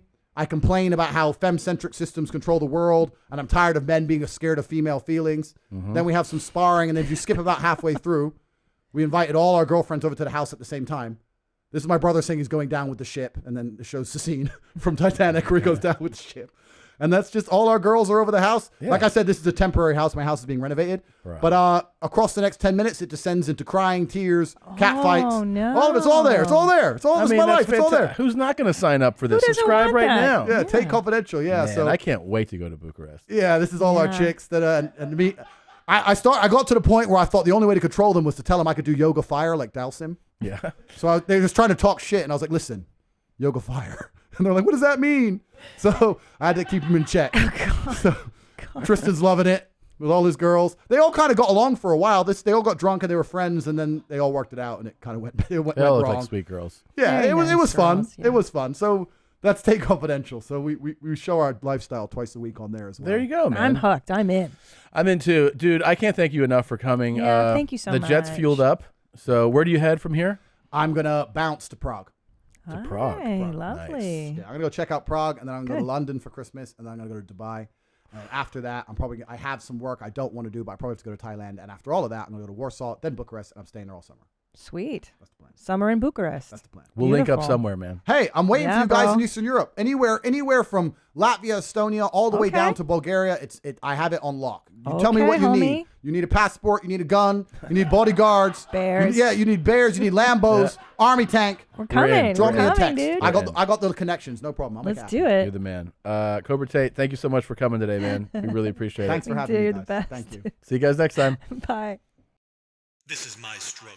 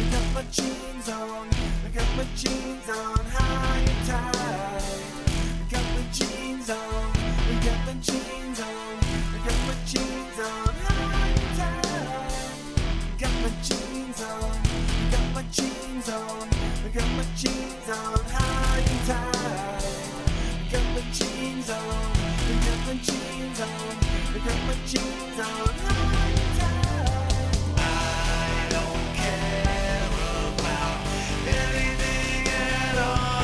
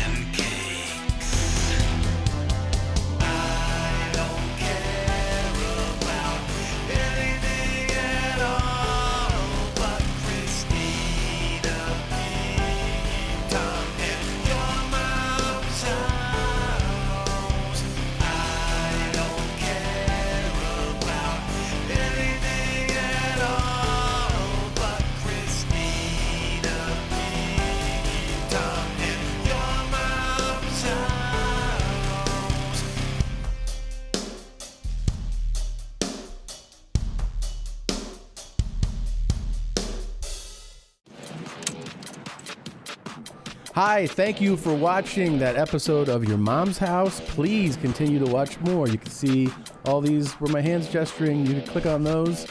And please subscribe if you have not yet. And subscribe button, and then we'll get your money. Thanks.